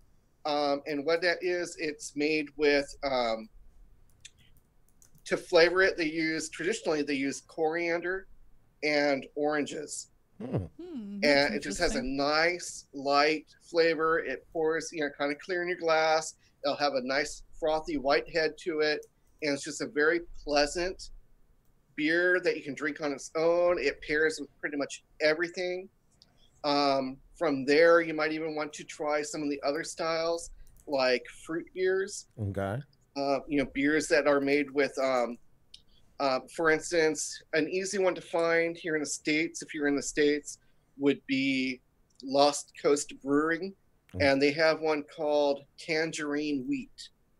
And that's a wheat beer that is flavored with tangerines, and it's orangey, and it's delicious, and it's really good. And you drink that, and you're like, wow, this is beer? Really? But it doesn't taste like a normal beer. You know, I would go with something like that, and that's kind of where I got my start in it too. I went with fruity beers. I went with these lighter craft beers, And then after, a couple of years, I started trying something a little bit more aggressive. And as my palate changed and developed, then I kind of went to something more extreme. And now I'm kind of branching out into trying a lot of different ones. And Who's Your Back says, what is your favorite amber beer? Well, there are two-part question. Does he drink white beer, and what is the favorite amber beer? Oh, I just had the 1 year. Okay, there you go. Yeah, white beer. One of my favorites is, oh Lord, I can't think of the name of it. It's Belgium. It's the mannequin, and I can't think of the name of it, but it has on the label. It's a photo of the statue in Belgium where the little kid is taking a pee. Oh, I got a picture of that thing. Yeah. Forgive me for saying that. No. I can't think of the name of it. No. But that will be on the Belgian one, or even Blue Moon. They're Belgian white. That's actually pretty good too. Okay. And so those would be two white beers that I do enjoy. For amber beer, red beers. One I like, they don't make anymore, and that was by Stone Brewing, and they had one called Leviathan, and that was an amber beer, and that was really good. But I think probably my favorite amber is going to be from the Lagunitas. It's seasonal. It comes out, one time a year, and it is their Lucky 13 Mondo Red. Ooh. So Lagunitas Lucky 13 Mondo Red has a horseshoe on it with like a 1950s pinup girl clothed on it. And that's just really good. It has, some hop to it and, the spices and the flavorings, but it's just a great color, a great flavor, very enjoyable. And those would be the ones I would go for. And Sean from Panic D Videos asked a while ago, are you a believer or not a believer? In what? Panic D Videos? They do all paranormal things and afterlife and ghosts and things like that. Haunted houses. Are you a believer in that or not? I don't know. I wanted to throw Let's that go one with in. yes. Let's stay positive. Yeah, I believe. That's that advice you're talking about a while ago. Sound confident about it, even if you're not sure. Say yes and run with it. So. Oh, sure, yeah. It's like that talk show. The talk show personality comes on. Oh yeah. Jeez. Lala Lydia's Life asked that she would love IPA but haven't tried any yet. What would you suggest for a woman to try IPA? I would go for IPA. I think a really good standard IPA is going to be it's going to be on the West Coast style, which means it's going to be a little bit stronger than normal. But they do it very well. And a lot of women like this one from my experience in selling it. And that is by Stone Brewing. And it's just their basic IPA. Stone Brewing IPA is just like their take on it. And I think it's a really great example. Also, Lagunitas has one. IPA, Lagunitas IPA, another great example. Again, these are two companies that are kind of jumped into the West Coast style. So their take on it is that it's going to be a little bit more pungenty. Right. But those are two that have gone national, so that when you go to a restaurant and you order an IPA, it's usually going to be one of those. And so I think it has a broad appeal to many people. And in selling it, when I was hand selling beer and wine, that was one of the brands and one of the styles that women were drawn to. Thank you. Sparky was asking when we were talking about chocolate peanut butter beer, which, by the way, sounds really great. It's like Reese's peanut butter in a drink. It was good. He asked, what some other strange tasting beers have you encountered? Like something that people wouldn't combine with having a beer. I've done a blackberry stout. I've had that. Some of the, there are some companies that are better at. There's some companies that are very innovative, but kind of drop the ball. And this might be a California thing. I don't know, but it seems like I'm from Northern California, and it seems like a lot of Northern California people do not like beer from Rogue Brewing, which is located up in Oregon. They'll do some basic things, and like they're good at it, but it's basic. So like, why bother? Yeah. Because you can get that from anyone. And then they'll jump out on a limb and do these extreme weird flavors of things, and then it completely falls apart. And they're, you get your expectations up, and they're really not good. But like, for instance, Rogue does a collaboration beer with Voodoo Donuts, which is up in I think Seattle or Portland or somewhere. And they'll take their flavors of these donuts and they'll reinterpret it as a beer. And a lot of times it just falls flat on its face. Oh no! But they'll have like, peanut butter and banana beer, or they'll have a raspberry and chocolate, or these things that just sound really good. Right. And you die to get it, and they come in these great big like pink, like bubblegum pink or Pepto-Bismol pink bottles, and they look great on the shelf, and you want to try it. It sounds good, and it's just like it falls apart. They're gross. Oh.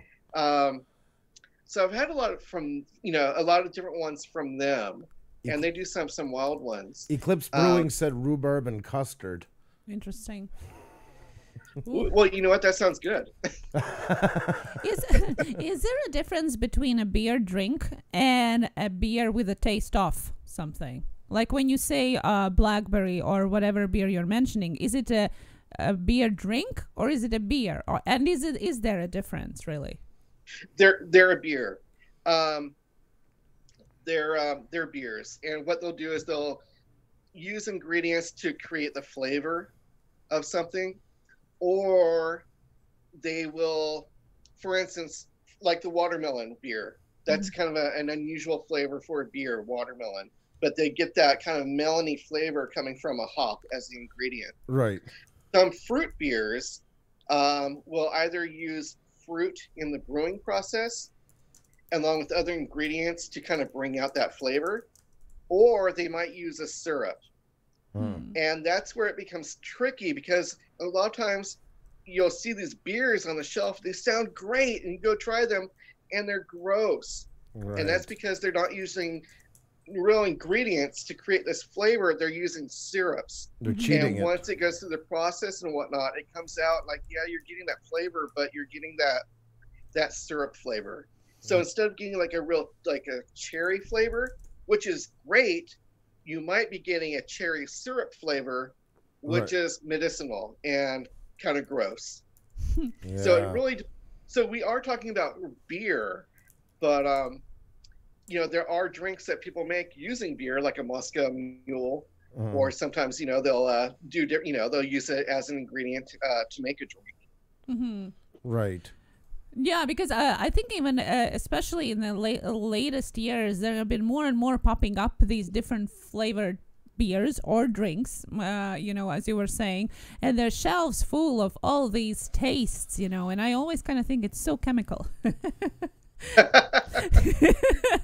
yeah, and you never know. Sometimes it could be, and you just kind of have to know your company. Right. That's why one of the things I really appreciate from a company is, or a company I really appreciate is Sierra Nevada, because they don't use genetically modified products. They use natural ingredients. They're eco-friendly. They try to be like the perfect brewing company for the earth. Yes. But still maintain awesome flavor and consistency within the quality of what they produce. So even when they do something and they're producing like an orange, like a Belgian style quad, which is a Belgian strong ale, quad meaning like 4 times the strength of what a beer should be. And that point, you're usually looking at like 10 to maybe 12% ABV compared to like 5 or 6%. And then they'll throw mandarin oranges in it. But those mandarin oranges were, produced locally, within like 20 miles or something. Right. And instead of, creating a syrup, you add that to the brewing process to add the flavor into it. Right. So you're just getting a really nice, wholesome, ingredient made beer, and that's one of the companies I really appreciate because they always do great stuff. Right. So, but others, no, others are just like they'll bring in anything and everything from anywhere and everywhere, and you're drinking like flavors and chemicals. You're not actually drinking, natural ingredients. So it's like fun to try different things. But if you're going to stick with something, just kind of check out what you're getting and where it's coming from. Well, I think that kind of stems a bit from anything else in manufacturing. There's always a new fad that comes out. And I mean, craft beer like it when it came out was kind of a fad at first. Everything's a fad when it first takes off. There's always people looking to cash in. And the ones that start with the pure integrity, there's always going to be some that slowly start to come in and kind of cheat the system a bit because they're more, to kind of grab the numbers while it's hot. And I think that's probably why sometimes then you hear about the syrups and the kind of like the shortcuts in production and things like that happen. Right. Exactly. Yeah. Very true. No, growing up in Eastern Europe, we had a lot of, like, my grandfather made beer, and all of that. They lived in a country, made their own beer for all the weddings, all the funerals, and so on. And oftentimes, especially coming from Viking traditions, there were beers that were flavored with things afterwards, like spices, nuts, different herbs. I remember we went to Estonia in Tallinn. They had a lot of that there as well, and it does stem from Viking tradition. Have you tried any of that, and do you yourself add maybe something to the beer afterwards, after you purchase and get it home? No, I haven't. With one exception, I don't add things to my beer, just because that's like not my tradition, right? Not my background, so I'm not familiar with that. The one exception would be where I had a milkshake style IPA, I think it was, during the summer, and I poured it over ice cream and made it kind of into an ice cream sundae, a beer ice cream sundae. And that was really good. Wow. That sounds really interesting. Yeah. Now, for Christmas and the holidays and for winter in general, the cold months, they make, traditionally they make what's known as winter warmer. Winter warmers are also known as Christmas beer. And what it is those are made for the cold months. They're made with a higher alcohol level, and they often add spices into them to kind of get you warmed up and give you the warm fuzzy feeling. Right. So then, depending on the company, they might add cinnamon or maybe ginger, different things in there. But then that would also be something that I don't know if those things come during the brewing process or maybe after. I don't know. Something that once it's brewed, do they add to it? Some companies do. Some do bottle fermenting, and they'll bottle it, then they might add something to the bottle, flavor, some sort of ingredient to give it extra flavor. Right. And that's part of the process of it, but it's not necessarily part of the brewing of it. They have nut brown beers, nut beers, and so you have nuts involved in there, I'm assuming, but what part of the process is, that I don't know.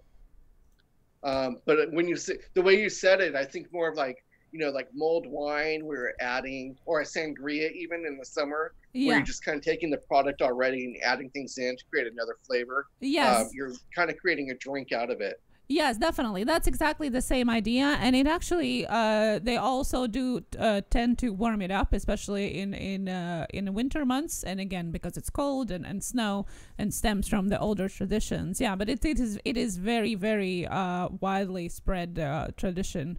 Now, do you have a favorite one of that? Is that only home brewed, made at home, or is that something they then bottle? No, I haven't encountered the bottled one, although I have encountered them in the restaurants and cafes. So they would, I don't know if they add it to it themselves or they have it from the tap. I don't know. But usually you also can see the actual pieces of spices or, herbs. You can actually see them in the beer as well. Like a live beer. Yeah, like and usually, oftentimes it's a live beer as well, which is a big thing there too, is that you can purchase live beer in a bottle. And it expires in 2 days. So it's a huge thing there. And I do like honey beer to begin with. So anything you add to that, like cinnamon, cardamom, things like that. It really tastes great, especially in the winter. It just has that a little bit of sweet, a little bit of bitter. Because I don't like bitter beers, but that's just my preference. That's great. Yeah, it's very interesting, and I haven't really seen that happening here in North America, although there are a lot of traditions that have been taken here as well. So that's why I wondered if you have encountered that here as well. No, I haven't had that opportunity, but I'll have to learn more from you on that. Maybe find out a style of beer and get your recipe on how to make something good with it. Yeah, that would be awesome. Yes, definitely. It's not even beer related, but even glint wine, which you get every Christmas there, and I love that because you got a picture. It's one of those typical European cities, and right in the center of town is the gigantic Christmas tree, and all these little huts selling stuff. And there's always the glint wine and that warm wine with the shaved almonds and raisins into it, and that. With a little special mug. Yes, with a special mug right there. Yeah. You can buy it from the little vendors right there and then walk around town drinking it. And that, I mean, I usually would never think of drinking warm red wine, but man, is it I've always wanted to try it. I mean, I get it that it's mulled wine, but I've always wanted to try that. And when I worked in the business, it was at World Market, which is an import store here in America. And that's one of the things that they would import from Germany, along with all the German Christmas foods, is the Glühwein. Forgive my pronunciation of that, but it comes in like a big liter bottle. And so I finally bought one after all these years. I finally bought one. It's sitting on my counter right now, and I'm just waiting till another week or two closer to Christmas. I'm gonna pop it open. I'm gonna warm it up in a pan and see how it is. And maybe if I need to, I'll add some some ingredients, maybe some cinnamon, anise, or maybe some fruit to it. Nice. But that sounds really good. I love that whole idea of that. Yeah, actually you can use any kind of red wine for that. And what we used to do as a staple is always take an orange and then dot it with cloves, with whole cloves. You just make it look like a hedgehog basically. And throw it in a pan with the wine, add some cinnamon, some allspice if you want, and just let it simmer. And you have that beautiful aroma going all throughout the house. So you get not only a drink, but this amazing smell of Christmas and holidays at the same time. And it's so easy, you don't have to buy a special wine for that. Any goes for that one. That's awesome. I love that. We had some other questions here. Who's there back? D asked, what is your favorite domestic beer? One of my favorite domestic beers is by Drake's, and it is Denogonizer. Wow. So Drake's Brewing out of San Leandro, California. Denogonizer is a double IPA. So it's about 10% ABV. It's a face-punching West Coast style IPA with a higher alcohol level. I love it. It knocks me off my seat when I drink it. And it's just very enjoyable. Is there first time I had it, literally I was at a bar. That is awesome. And it literally knocked me off my seat. Is there what is the highest level for the beer for the percentage of alcohol in it? You know what? That has changed. The highest I've heard of was something made by Boston Brewing Company, who makes Sam Adams. Right. And they have one called, I think it's called Utopia. Okay. It comes in a special bottle that is shaped like a one of those copper kilns or thing that they make the beer in. I forgot the name of it. Those usually cost like $100 or more.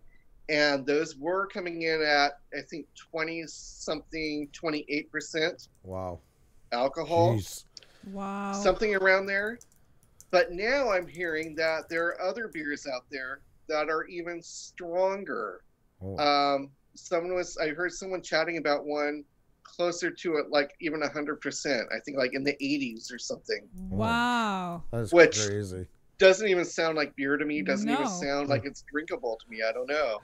But, it's just like technology and innovation. people are out there and they're trying to do these things, and companies are trying to, satisfy these needs. Well, it's like a car company or anything. I mean, after a while, like part of the term, it becomes almost like pissing rights. They all want to be able to claim to have the highest one. Taste is kind of losing factor at that point. It's more to say that we did it. It's the Everest. Probably so.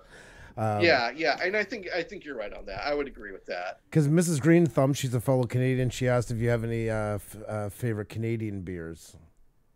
You know what? I don't know if I've had Canadian. I have had Canadian beer. I'm sorry. I've only had one brand of Canadian beer, which is, I think, Unibrew. Yep. Yes. That might be the brewery. I don't know if that's a brand. They do like it's a brewery type, but yes, it's a brewery. Le Monde. Yes. I forgot the name of it. Something Le Monde, and they have a whole series of Belgian style beers. Yes.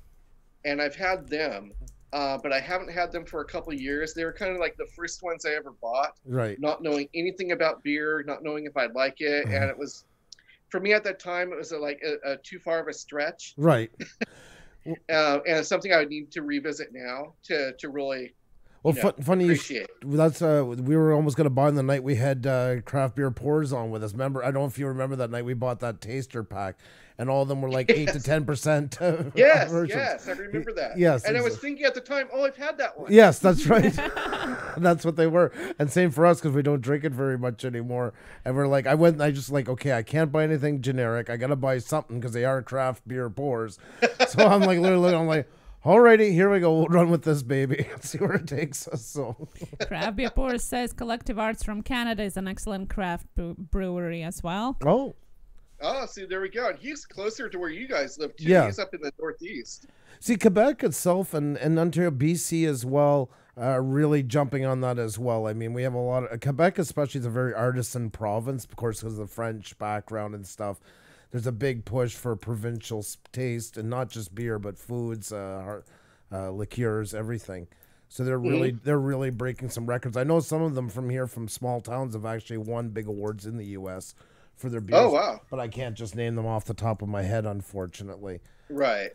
But it just follows with the normal, like I say, with the French culture, and that they're always been more rooted towards avoiding bigger national brands. That's just, they're more provincial that way. So that's just a normal part of their progression, I would say.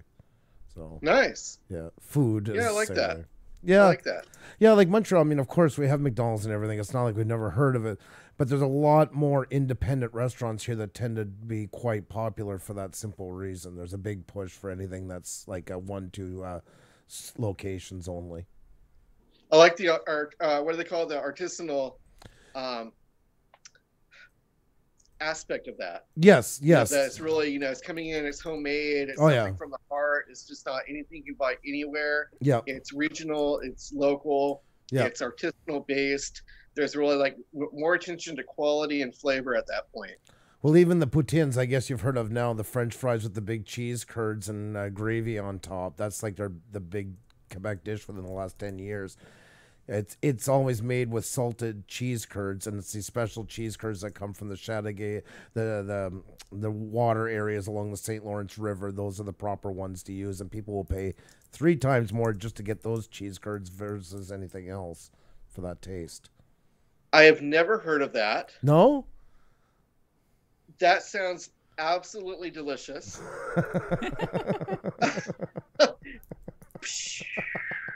Yeah, it's mind is blown. There's restaurants here that have like 60 different versions of it. Like it's restaurants that just specialize in making like 60 different brands of poutine. Oh yeah, we have one here in Montreal, 101 poutine or something like that. It's called. So good. That sounds so awesome. It is. It's a typical cold weather food. That's exactly what all of our diet was based on too. Like like high calorie foods like that for cold weather. So yeah. And yeah, that's what it is. It's a big thing of French fries with a thick gravy and cheese curds on top of it that melt from the gravy and then go across all the cheese like that. Oh my fries, gosh, yeah. it just sounds like heaven. It sounds like a heart attack on a Yeah, plate. I know, it pretty much But it is. sounds really good. The sad part is Xenia's not from here originally, and she loves it, and I'm from here, and I can't stand it. So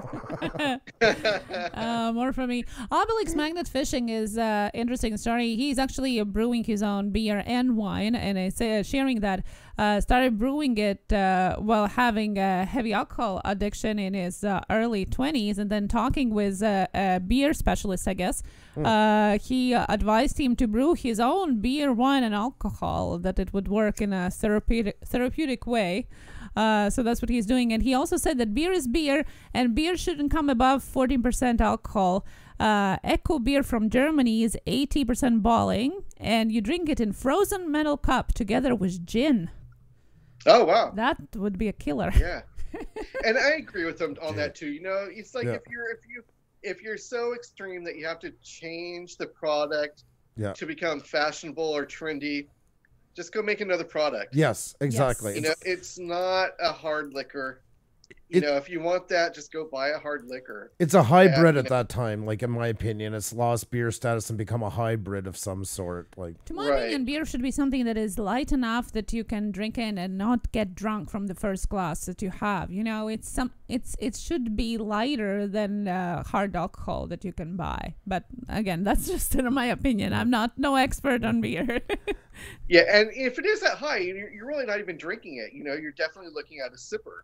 Yeah. right, A few sips, and you know, it's like a shot, and you're done. right. You know, can you really enjoy that? You know, I don't know. Yeah. Sean from Panic D Video says, Pusa Studios got hungry with the peanut butter, had to go make a sandwich. Now with the fries, gravy, and curds, will you guys stop it already? Go get some supper done, Sean.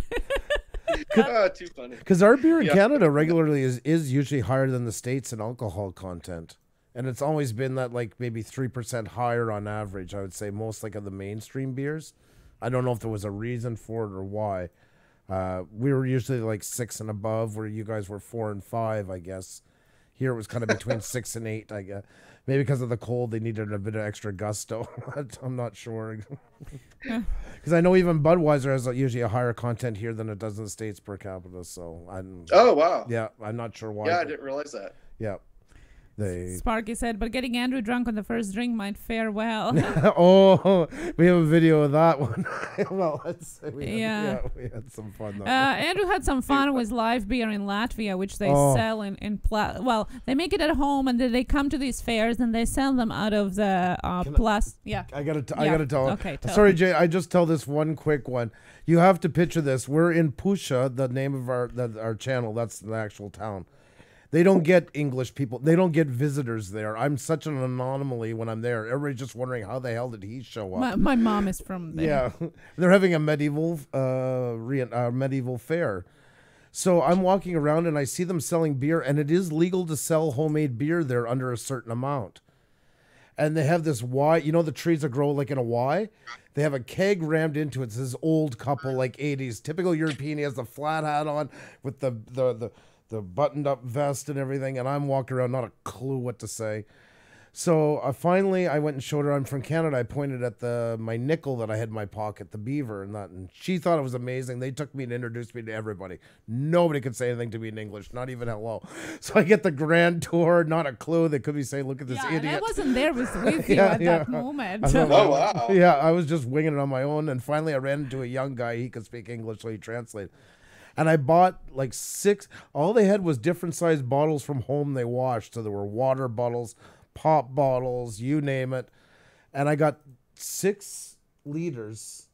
Yeah, 6 like a liters. water jug that you usually get for water. €6. It was €1 a liter. Oh my gosh. And man, this stuff has been warm sitting in that keg that's rammed in the tree.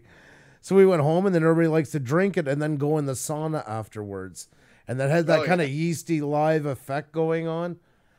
I've had migraines in my life, but let me tell you, my brain just went and left. Like it said, I'm going to another country until you're ready to smarten up at this point. I suffered through that one for days. Yeah, it's a heavy headache after the live beer for sure. And you never drink it cold. It's always served room temperature at least. So yeah, it's a tough one. Yeah. Wow. Yeah, my head hurts just thinking about it, to be perfectly honest. That's great. And when you mention Pusa or Pusha, you know, I always picture the house that you showed. I think it's your parents' house. Mm-hmm. You know, it's kind of like within a field. And That was like it. Trees down, you know, around it. You nailed it. That's exactly. I just, you know, that picture just comes to mind. That was the house where we drank it, right there. That's the house. That's where my mom was born and was living, like growing up. So, yeah, it's always interesting. But is it legal to sell live beer in states, or to make it even, like, to make it? Well, it's legal to brew beer. Yeah. It didn't used to be, but it is. You can home brew now. Okay. But you can't. You have to be licensed to sell alcohol. Right. And so, you know, for people to, you know, sell their home brew, you know, they'd get in trouble. Does it happen? Probably. Yeah. But, you know, that's on the same line. I think of, you know, like selling moonshine. Mm-hmm. You know, if it happens, it's kind of happening undercover. Right. Now, you know, people might trade their beer and, you know, give it away. That's one thing. But to actually sell it, you get into legalities. Yeah, same here in Canada, exact same thing. It's not. And in the States, the alcohol laws they vary by state, and then even counties within the state. Right. So here in California, you know, it's like each county, each city has its own rules and regulations regarding the sale of alcohol. Right.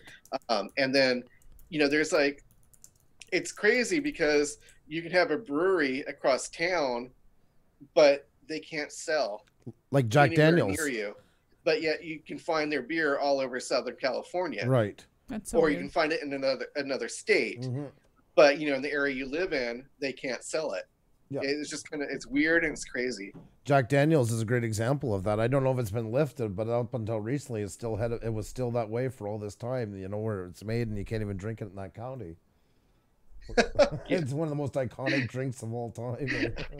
I think I remember hearing that. Yep. It's a dry county. I know it was for sure. I just don't know if they've changed it recently, but I know for many, many eons it's been that way. There was no drinking it in that county. Well, no, that's crazy. Legal purchasing it in that county, I guess you'd call it. Yeah, exactly. Like in Quebec here, where our drinking age is 18. But then in like Ontario and those places is 19. That's the standard across Canada. I don't know. We're either the only province that has 18. Manitoba might be 18, but I kind of forget. If there's only 2 provinces. And do you have problems with that with younger people drinking at that age? Nah. Do you have more accidents, you know, like car accidents or any other, you know, type of issues? No. It's interesting. Yeah. I mean, they're already drinking at that age anyways, no matter where they live.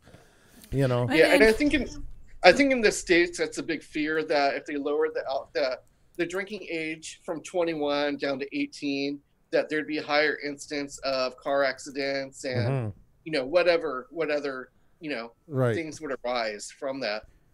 And I think there's a big fear with that in many states of doing it for that reason. Definitely. But then, you know, and I'm thinking, well, yeah, there probably would be because everyone's going to rush out to drink.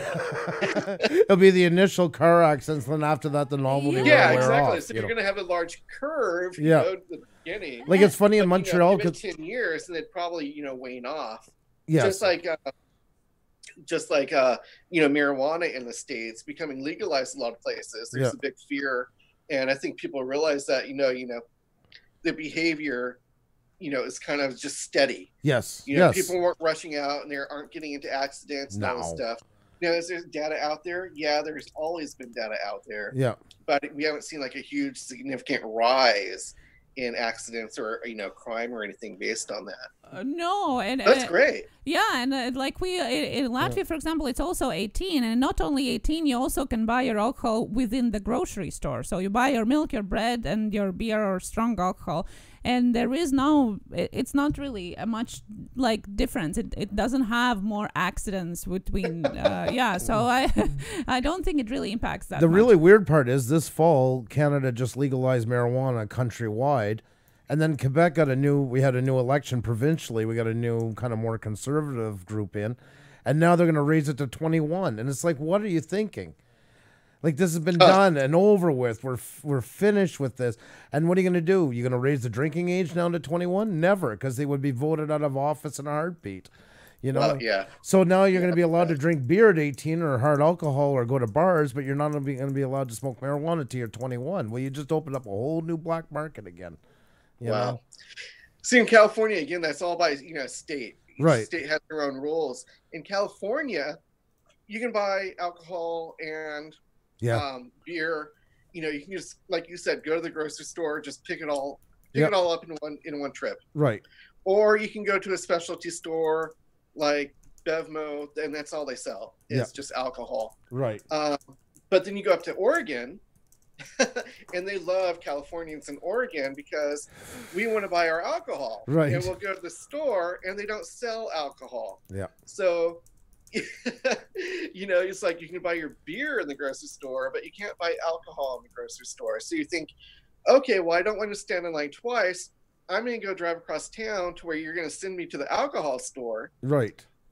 If you find it. Yeah. Because you're on vacation. Keep in mind, I'm on vacation. Most people are on vacation. Right. Don't know where it is. We're lucky to find it. When we do, we go there and we're like, okay, I want to buy this, but where's the beer?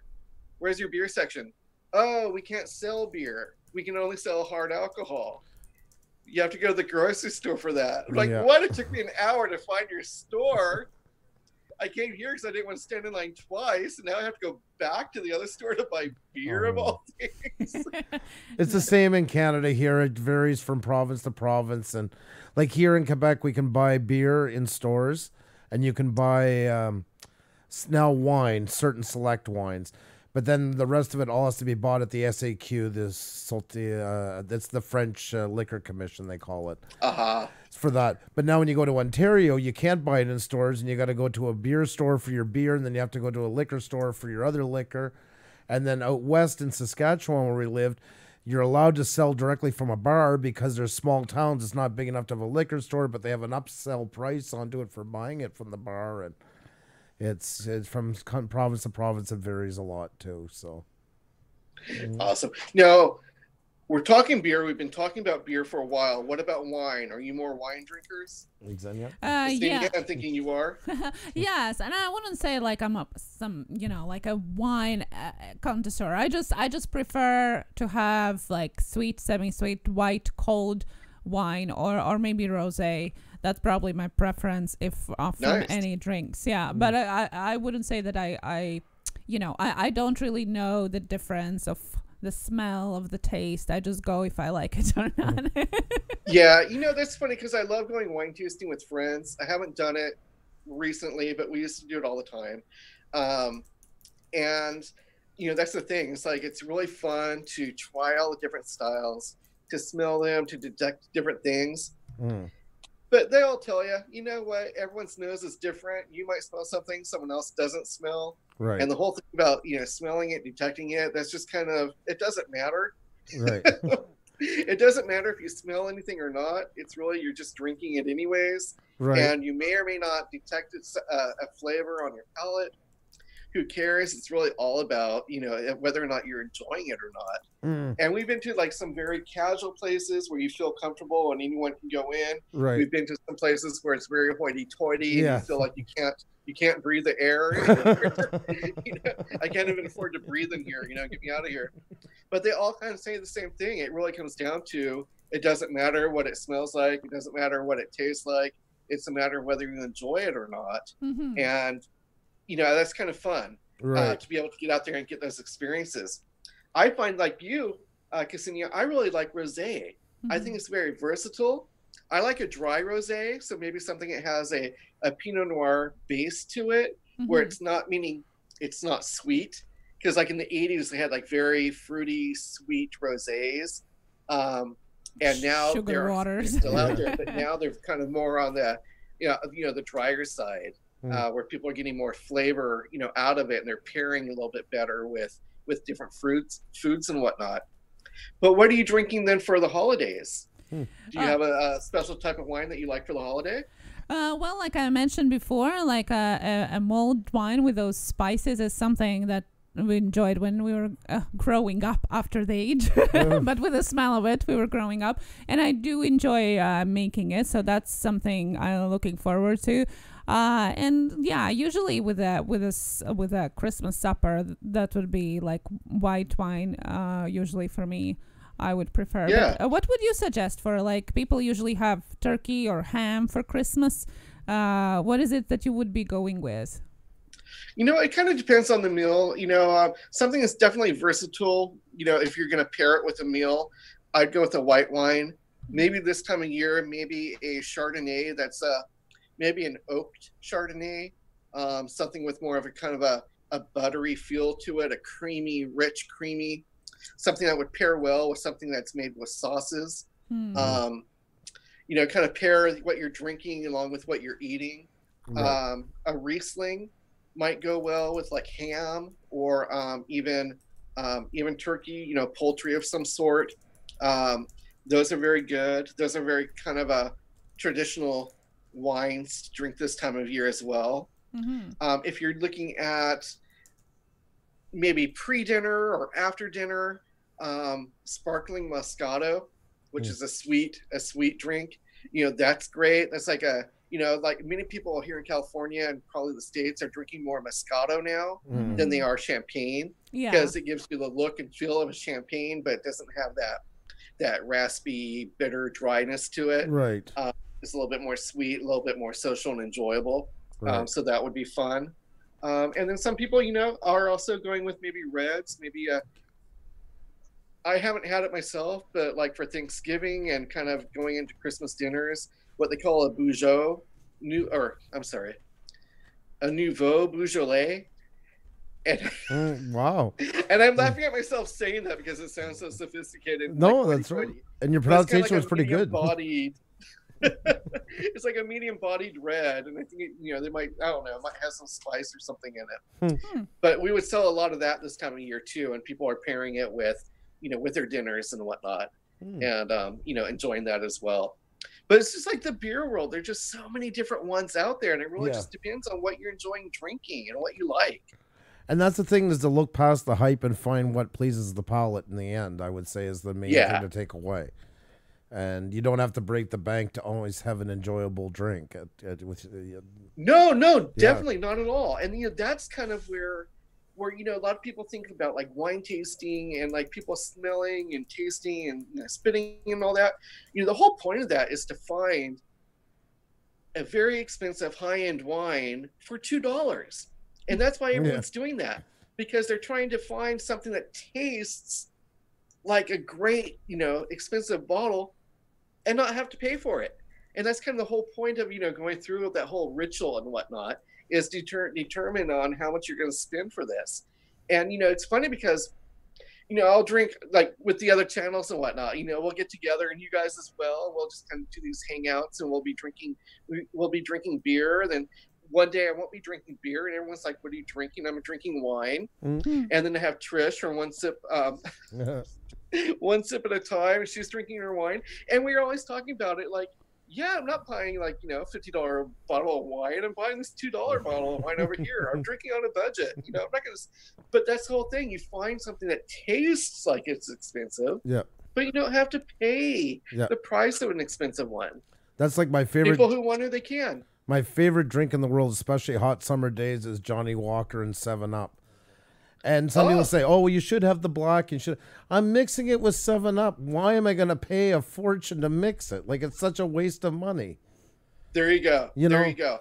And that's true of everything too, not just your mixed drinks. That's true of your wine, and that's true of your beer. When you are at a party or you're hosting a party and you're serving, you're going to serve your good stuff at the beginning. Yes. And then after like 3 drinks, we're at that point, everyone's lost their palate. You're switching it out. You're now pulling out the cheap bottles. Yes. Because you no longer can really detect anymore. That's right. Because your palate is shot. And then you can also go from a higher ABV to a lower ABV just for safety purposes. If people are not, if they're not going to be drinking water and hydrating. Blue Collar Fishing asks, do you believe that you don't cook with wine that you wouldn't drink? That's hard to answer because I don't cook. You know, hey, I'm blue collar. I microwave my fish. Do you microwave with wine? You wouldn't go drink. My fish comes without a face and they're rectangular. You know, I don't know. I would say as somebody who likes cooking, and we do use our alcohol mostly for cooking and less for drinking. I mean, if you don't like a taste, don't cook with it. Anything that you are going to be adding is going to be adding to the taste of it. So it's just easy as that. Yeah, and also on the same note, you know what? Why buy two different wines? Why buy extra wine to cook with? Why not just use what you're going to drink anyways, and buy it once and cook with it, and then what's left over you can drink. Yes. I think it's more economical that way. Maybe you can buy 2 bottles, but you're drinking, you know, you're cooking with what you like. Right.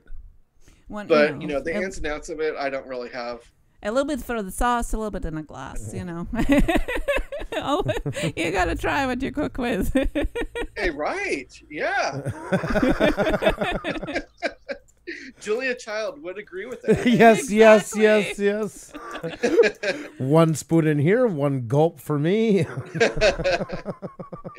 Everything tastes better when you've been drinking with it. Oh my. And I guess I missed some of the questions. If you guys, if I haven't asked a question, please copy paste it in the chat. I would really appreciate that. Hike with Mike asked if you have tasted any beers from Swamp Hat Brewery in Gainesville, Florida. No, I don't think I've had any beer from Florida, let alone that one. No, I haven't. But I hear, you know, they have some great brands out there. But yeah, I haven't had that opportunity. And then there was a question about Australian beers, if you are into any of those, from Wiseman Creek Studios. Wait, who's asking that? Wiseman Creek Studios. They are in Australia.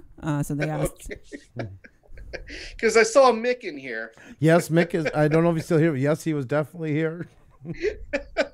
I thought it might have been him. You know what? I have had beer from Australia. Unfortunately, I didn't like it. It was and I'm told after the fact that from Mick the middleman, another great guy who does beer reviews. Yep. He was telling me, well, the one he drank wasn't a good brand anyways. But that happens. It was all we had. You know, we have where I'm at, I have a choice of like finding Foster's or I had one choice of Cooper's Ale, and I tried their, I don't know, their basic Cooper Ale. Yeah. And it's been so long, I don't remember. It might have been an amber ale. I don't remember. But we did a challenge here in the YouTube community. I and like Craft Beer Pours and Mick the Middleman and I think Bumpy Road Brewing and 21090 Dwarven Kegger. I don't remember who all we were, but I put out this challenge like, hey, you know what? Let's do a shout out to Mick the Middleman, and let's all go find a craft beer from Australia, and we'll review it and give him a shout out. You know, thinking this would be easy to do, and it turns out there aren't that many Australian craft beers or beer in general in America. That's fun. Yeah. So it took months for us all to get together and be able to do these reviews because, some people had to leave their area or leave their state to go find something. And some people weren't even able to find anything to do these reviews. So that's the one I've had. Unfortunately, it wasn't that great. And I'm told, and watching, Mick the Middleman, I'm seeing that there are tons of awesome Australian craft beers out there that we just don't have have access to. And that's a problem too with imported beers, is you're limited to what will be brought in. That's the hardest part, like you say, in finding stuff. So it's hard to make a good assumption of a country's beer because you're limited in what you can actually get your hands on to try. Yeah. Which is usually definitely the most mass-produced beers get the chance to be seen. Yeah, and Blue Collar says, Foster's Australian for beer, American for crap. Oh, God. That's funny. I remember when Xenia first came to Canada, and I think you've probably seen me showing a map. I come from a really small town, like very small. And they have this liquor commission, and they always have a couple of imported beers in one fridge. And we were down with my dad. Mm-hmm. And I walked by, literally, I stopped with that, like out of a movie, Turn back and I look and I'm like, Xenia, come see this. And I said, check this out. And they had a beer from Latvia, their main beer sitting there. Like, I only had 6 of them. You know, it just happened to be the one freakish chance that they showed up of all places. Yeah. And I'm like, okay, this is surprising. It's funny. Yeah, if I go, we have a store here called Beverages and More. We call it BevMo for short. And all they sell is pretty much, you know, like wine, liquor, and beer. That's the core product they sell. And they do have, you know, like, you know, beers from around the world. Unfortunately, they're a company that only sells it by the 6-pack or by the bomber, which is a 22-ounce bottle. You know, they don't break it up. You know, you can't buy just like one 12-ounce bottle, and you can't mix and match or anything like that, which for me, being what we call a ticker, is someone who just likes to try everything. Right. You know, I can't really buy a lot from there because I don't want to buy a whole 6-pack of something I've never had before, and I don't know if I like it. Especially when I just want to do like, you know, one review on it anyways. But they have a section from around the world, and they have things from, I think, Latvia, definitely Europe, kind of Middle Central or Eastern Europe. Right. And so they, you know, and looking at it, it seems like there are a lot of Pilsners. You know, it's kind of hard to tell really what style they are. Just because I can't read the labels. Of course. Yeah, there's a lot of guessing. Yeah. And it's weird. They're coming in those green bottles. So usually a green bottle means it's a light beer. Like they're known for Pilsners in that region. So I'm thinking that's what they have. It's weird when you go to the grocery store because they don't really sell them in packs. It's rare you even get a 6-pack. Or it's the gaudy 6-pack with the ugly looking mug to go with it that people give out as gifts and everything.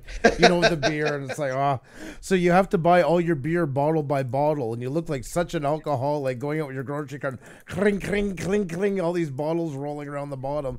And they're all mixed and matched. Well, we'll try this one and that one and this one and that one. Yeah. So you have 12 beer rolling around, all different brands going around the store. Yeah.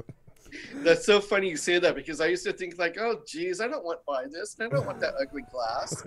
And then I found this website, you know, like a craft beer website, and you know, it's one of the major craft beer websites out there that has a lot of membership and whatnot, and they have forums where people can chat about different topics, and one of them is Brewiana and glassware collectability, and people are always like showing off pictures of their glassware collection. And you know, a lot of these, like, they'll have the one that came from the box when they bought the holiday pack with the glass in it. Right. And then, you know, if they've ever been to the brewery itself, then they'll buy, like, as many glasses as they can from, you know, from that brewery. But it's really interesting to see all these glasses. And because you think, like, well, who wants that crap? Yeah. You know, from my antique shop, you know, I'll go to thrift shops and, you know, try to find like a great item there that I can resell. Right. And you hit the glassware area and you see all these crappy beer glasses everywhere. And you're thinking, who in the world wants this stuff? And then you find out people have whole collections of it. Yes. And when you see it, it actually looks really cool. You know, once it's like in their environment and they got the glass to go with the beer, they have it all arranged in your cabinet, you're like, oh, that actually looks really cool. I like that. Geez. Maybe I should get some glassware too. And so now I started picking up glassware when I go out to like my favorite countries. And that's, you know, I'm trying to like match up you know, the glasses I drink with the beer I'm drinking when I can, because, you know, I'm not going to get a glass for every brand out there. No. But oftentimes, you'll like in my reviews, you'll see me like I have to twist my glass to get the brand off the camera because it doesn't match. Because I could care less what people drink out of. Yes. But one of the things I really hate is like when people photograph and they photograph like a bottle of beer in a glass, but yet the brands are different brands. Yes, I agree. That just drives it just drives me crazy. It's stupid. It means so meaningless. But it just is one of those pet peeves I have that just send me off the charts. No, I get you on that one. I mean, those are the little things that always make a channel so much greater, is when they put their eye to those little details. It's not the over-the-top thing that does it. It's those subtleties that really make a channel look professional. I agree with you 100% on that. So I just wanted to say that there is Vicey and Yogi Beach TV that would like to send you some beer from UK. Wow, UK. Yeah. United Kingdom, that would be awesome. Yeah, get in touch with Jaded. You have all the information, Twitter and all of that in the description. So get in touch how you can do that and send it over to try it out. That's awesome. Thank you so much. Yeah, thank you. Yeah, you know what? Contact me. I have my information like you said, and also on my About page. You can just contact me directly and I'll get you my address. But that'd be great. Yeah, I'd love to give you a shout out. You know, someone was messaging me on Facebook earlier. Hey, would you be interested in doing some beer trades? And I'm like, you know, I would love to, but you know, I'm being contacted like almost every day with people wanting to trade beer, and I just can't afford to do this at this point. I know. You know, just like I can't trade with everyone. That's the hardest part is like even in Canada here to send beer. I mean, the shipping in Canada is just so ridiculously high. It's like, you know, we'd love to do more stuff sending it, but it just, you'd have to take out a bank loan to be able to do it. That's the hard part. Exactly. Yeah. I already have a list going of who I'm going to be sending beer to, and you know, in the coming year. But again, you know, it's like the cost is just crazy. I was floored. I was mailing honey to a friend the other day who's out on the East Coast, a 1 pound jar of honey, and I've calculated the cost, and you know, I was all prepared, but maybe I didn't have it in the box I thought I should have it in, because now it was like costing like 3-4 times the amount of postage than what I calculated, you know, on the website. And I'm like, there's no way I'm paying that. God, yeah. crazy. I'm not paying, you know, like $20 to send this little thing of honey to, you know, to across the United States. Are you crazy? Exactly. I mean, it's, you would love to. We wish we could just be bombing the world with all of our great stuff, you know, sending on a daily basis, you know, but yeah. Just... And then, you know, a lot of people don't realize, you know, it comes down to like, you know, just the cost for shipping and packing is just so exorbitant. Yeah. That, you know, when you're doing it with so many people, it's just, you know, you can't do it as much as you want to. I would love to be doing it with everyone. Yeah. But now I'm at the point where I'm like, you know what? If you'd like to send anything, thank you. Please do. You know, I'll accept it graciously. Yeah. And I'll even give you a shout out video, giving full acknowledgement to who you are or who your channel is, whatever you want. Right. You know, in exchange for that, along with a review of what you're sending. Mm-hmm. And that seems to be working out right now. Because there are definitely, you know, those people out there who are, you know, taking advantage of that. And, you know, again, that's part of the whole friendship and engagement. But that comes a part to where it's not about me and what I can get from doing a channel. It's from the engagement and making friends and learning more about them, and they're learning more about me. And when it's happening, it's really not so much that people are just sending beer, but they're sending beer that they enjoy. Right. And that they like, and they want to get my reaction to what I think about what they like too. Which is cool. That's what I love about that whole process is, you know, being able to engage like that. And that's what makes it fun for me. Definitely. It's at a personal level. Yes, I get that. It's a connection. I mean, we just had Julie's Miracle School send us this mug from South Korea. I mean, we are beyond like blown. You know what I mean? She's so funny. I love that. She is, yes. She's awesome. Yeah, it was so kind. It was so touching. You know what I mean? And the personalized card and put our pitch. You know, those little things, that meant more to us than, you know, there's no amount of money you can really put on something like that. It's the effort into it that meant so much. You know what cracks me up about her is that she's teaching Korean kids English, or Korean people English, not all kids. But she's doing it so creatively. She's making them watch people's YouTube channels. Yep. And learning to speak English and repeating things in the channels or responding to the YouTube videos that they're watching. I love it. And it's just so funny to watch that, because she'll make some of her videos, you know, of them doing that. And it's like, oh my gosh, that's my video. Yeah, exactly. And they're repeating the stupid thing that I just said as a joke. But it's a very creative approach. Yeah, it is. I love it. Yes. Yeah, definitely. Before we change our theme, there is one question that I haven't asked. Well, two in one. Silent Wolf Adventures asked about, and I think we talked a little bit about that already, about good winter warmers and good meads, if you can just mention it. For Silent Wolf Adventures, good winter warmers and good meads. The second one, meads. I've only had one mead, and that was by the company called Bee Nectar. The letter B, Nektor or Ter, and they're a meadery here in the States. I've only had one of theirs, and it was my first experience. And it was good. I think it was like cherry flavored honey. Mead is a honey beer, or a honey product. Right. It's made with honey, whatever you want to call it. It's a brewed product made with honey. Let's put it that way. And they flavored them, and it had cherry in it, and it was really good. But that was the only one I've ever had. And when I had the shop, people would ask for that brand. So I guess based on that, I would recommend Bee Nectar. Winter warmers, whoo, that's a whole other ball filled. I don't really have a favorite winter warmer. A lot of people do. That's not one that I drink a lot of. I'm, getting more into it and from the aspect of reviewing it, but because I'm more of an IPA guy, I like IPAs, I like Goes, I like Berliner Weiss, more hoppier type beers than malted beers. That I don't have a lot of the winter warmers that I'm that come off the top of my head that I can think of. The one I've had that I like has been Celebration by Sierra Nevada. And I've had it only a couple times, like once a year for the past couple of years. Right. And I thought that was pretty good. But yeah, there are a lot more out there that I'll have to try. I've tried things like, like novelty winter warmers, things like Reindeer Revolt or Santa's Butt. They're the fun ones with the fun, catchy Christmas labels that are made to be sold during the Christmas time, as Christmas beer.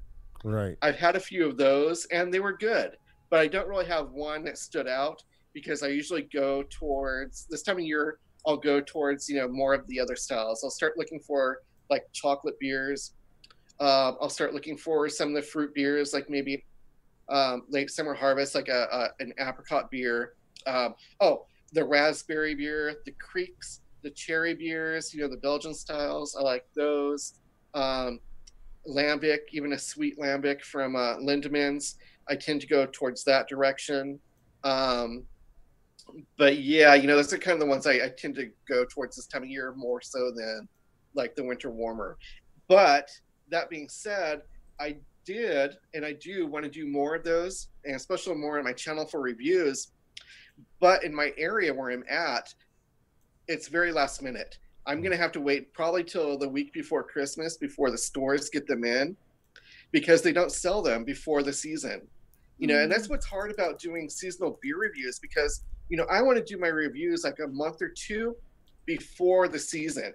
So during, for instance, for Halloween, I'm doing my reviews for Halloween beers and pumpkin beers. I'm actually doing those in like September, August. And then that way, when October comes, they're ready to go. That's All right. I have to do is release them, and they're out there. Yeah. Same with Christmas beers.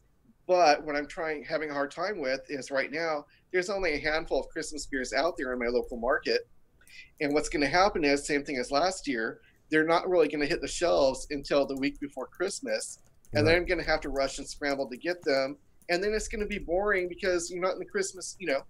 No one's in the Christmas mood after Christmas. So, right. like late January, early December, you don't really want to be hearing about and, looking at Christmas beer because you're kind of Christmased out by that time. You're there to inspire people. it. You're there to inspire people for the holidays to have time to get that if that's what they're looking for. Exactly. Of course. Exactly. Definitely. And that's what's difficult in doing reviews seasonally is that, we often can't get those in advance. And the only thing I can think of now would be maybe just buying a crap ton of beer, reviewing it, and just sitting on the review for like a year and then release it next year. That's right. But that's just like a waste of storage and memory and all that. And then you have like set designs. It's like, well, what are you using that old set for? I don't know. It's easy to get busted on those things. That's true too. That's a very, very good point.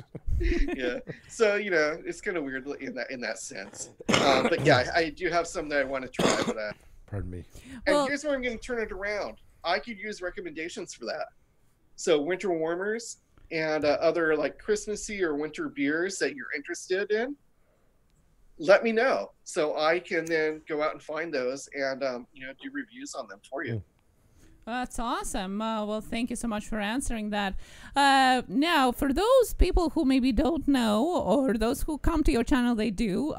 You also you are a beekeeper. Is that how you call it in English? Yep. You also are a beekeeper.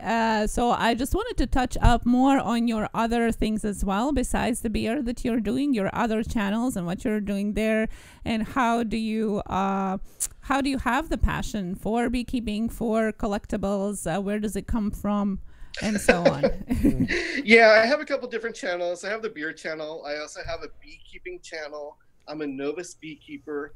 I'm not an expert in any way. I know next to nothing about beekeeping, and I'm learning it all through reading. No, I'm kidding. I'm learning it all through YouTube, actually. I've done very little reading. But I'm watching like almost every channel about beekeeping. And anytime I need to go out to my hives, I'll try to pull up like what are the current videos going out for this time of year, and seeing what people are doing. I'll check the on the websites, you know, Facebook pages for beekeeping associations. I'll check there and see what people are doing. What are they looking for? How are they addressing any issues that they come upon? And then I'll go back to YouTube to look for those issues and see what people, you know, physically, what they're doing to address those issues. Right. And then I'll go out to my beehives and try to be the little professional beekeeper and, you know, check my hives and make sure they're okay. What inspired you to go into it? Oh, sorry. What inspired me to go into it? Thank you. You know what? It was, I do it for environmental reasons. I feel like it's the way that I can give back, because we all recycle now. Right. We all reduce, reuse, but that's a way that I can physically give back and do my part for the environment. I like to garden. I like to grow, you know, arrange what's in my yard, plant things. I like things that are showy. I have shrubs, I have trees, I have bushes, but I like flowers also, and I like perennials that flower, and I like the different colors and whatnot. And then I have a lot of wildlife, and then the bees come and they're gathering their pollen and their nectar, and that's where it kind of clicked on me, like, oh, maybe I should just raise bees. That'd be so cool. So I kind of do it for that purpose of, you know, helping the environment. And then, you know, about 10 years ago or so, we had the colony collapse, that worldwide bees were just dying off for no known reason. Complete colonies, hives were just completely decimated overnight for no reason. People would go out to their beehives and they would be gone. And, you know, no sign of it. Like, did a UFO come and take all the bees? No one knew. And, you know, we've since found out that, you know, I guess the politically correct thing to say right now is that it's a combination of their diet, of meaning what they're feeding on, and commercial beekeeping, where people are, you know, where commercial beekeepers are taking them to one place for months on end to pollinate, but now in pollinating, they're only feeding on one source of nectar. Right. And they're not getting like a well-balanced nutrition. And then after that season's over, they get sent back somewhere else. And then they're only eating, you know, nectar from that one area, from maybe that one tree or that one plant. For instance, in California, bees from all around the country get sent here, you know, billions and billions of bees to pollinate all our fruit, our nut trees. Yeah. You know, pistachio, walnut, almonds and whatnot. So that's all they're feeding on are those trees. Right. And then they get sent back somewhere else and they don't have anything else to eat on except for whatever's located there. So they're not getting like good nutrition. It's not a mixed, well-balanced nutrition. So they're blaming it on that. They're blaming it on pesticides. They're blaming it on, you know, natural causes. Bees are susceptible to mites and disease. They're susceptible to other insects. You know, it's like a whole Darwin's theory of survival of the fittest for the bees. So this is my whole, you know, my effort to kind of bring back help bring back some of their population to, help the environment, because without bees, we can't eat. Without bees, we're not going to have trees and flowers because they're not going to be pollinated. Some things are pollinated naturally by the wind, but most of them are, pollinated by insects. And honeybees are one of the main things, one of the main pollinators out there. So this is just my way of giving back to, to help that out. So everything I'm doing when I talk about bees and whatnot, I'm really looking at it from the standpoint of honeybee sustainability and helping the environment. Right. That's awesome. and it's amazing how you jumped into it, because it's not let's face it, it's not an ant farm. There's a lot of labor, intense involvement into it. So, I mean, I commend you the way you kind of just went into it with both feet and really... oh, my gosh. Yeah, well, it's something I've been wanting to do forever. And, well, not forever, but for many years. And then I just started watching YouTube videos and finding different channels. And, it just kind of like kept pounding into me like, this would be fun. This is something to do. And isn't that a great shot? Thank you. Thank you, Ksenia. So in this video, what you're seeing right here, that was me at the hive. I was preparing it in early spring before my first bees came in. And that white powder was, I forgot how to pronounce it, but diatomaceous earth, which is a powdery substance. It's a natural substance. But to insects, when they crawl around with it, my understanding, it's like glass, and it cuts them and ends up dying. And that's a natural way of protecting the bees, because they'll get spiders crawling up in there. They get what's called a beetle, a hive beetle, which are very small little beetles that will crawl up into the hive, and then they populate the hive and kind of take it over and start decimating the bees and whatnot. And then the bees can't do what they need to do because they have to fight for survival on these things. Jeez. And so that keeps all this bad insects away. One way to do it naturally. And so that's what I was doing there, is spreading that all around. At this point now, I did that back in April. That's all gone. It's just like the regular dirt. Right. All that field behind it, all that green, that's wheat. That's all gone right now. I need to get back out there, but I think in the probably next few months they'll start to preparing it for the next harvest and whatnot. Right. Here you're looking at the inside of one of the hives, and that's the hive box. We call it a hive box. That's where they live. That's 10 different frames in that section. Some of them they use to store honey that they can live on and feed off of. The other frames they use to the queen will lay her eggs in, and that's where they grow and develop the little baby bees. And that's what the hive box is for. During the spring and summer, then you put other boxes on top of that, and then those chambers are where they'll put the honey, and then that's the honey, the extra honey that you can take. Correct. And do whatever you want with. The thing with bees, we have this phrase that people use called busy as a bee. Yes. Because bees are always productive. Yep. They're always busy. They're always doing something. And one of the things they're always doing is producing honey.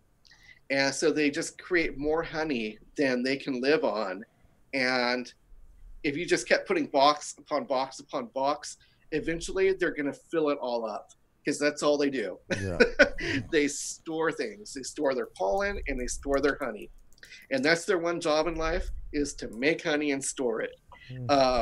So a lot of people, sometimes people get upset like, oh, you're stealing their honey. No, you're not. Trust me, you're not stealing their honey. It's like not, taking honey is like the same as if you don't file your fingernails. Right. You have to file your fingernails or they will completely grow and grow and grow, never ending. Right. So just like honey, you have to take the honey away, because they're just gonna run out of space. That's interesting. Cool. I think it's absolutely phenomenal how you jumped into it, and the passion you have for it, the same way as you do other things, your antiques or beer. You have that equal amount of passion. It's not something you're doing just as a fad. You truly want to learn as much as you can about it. You truly want it to go somewhere, and I love your reasons for doing so. I just want to take a Yeah, second. thank you. I just want to thank Beauser and the Party Source Reviews. You guys are so kind. Thank you so much for the super So chat. awesome. That's really I did a review from Party Source also. They were generous and sent I say they sent some beer out my way. They're actually on the East Coast, and instead of sending out beer, what he did was he PayPal'd me some money to go out and buy some better beer. More high-end beer than I usually review on my channel. Well, that is awesome. And so I went out and got some beer. Thank you to them, Jo at Party Source, and I did a review and gave them a shout out on one of my past reviews. Good people, good company. Gosh, he works at that company called the Party Source, and let me tell you, you've never seen anything that big. Their store is like huge, like a football field. It's amazing. You think you're going into like Home Depot or something, but it just keeps going. I mean, they have like buildings within their alcohol shop. The Party Source. God. It's like they have like a building for like a cigar humidor. They have like the beer cave. All this fun stuff.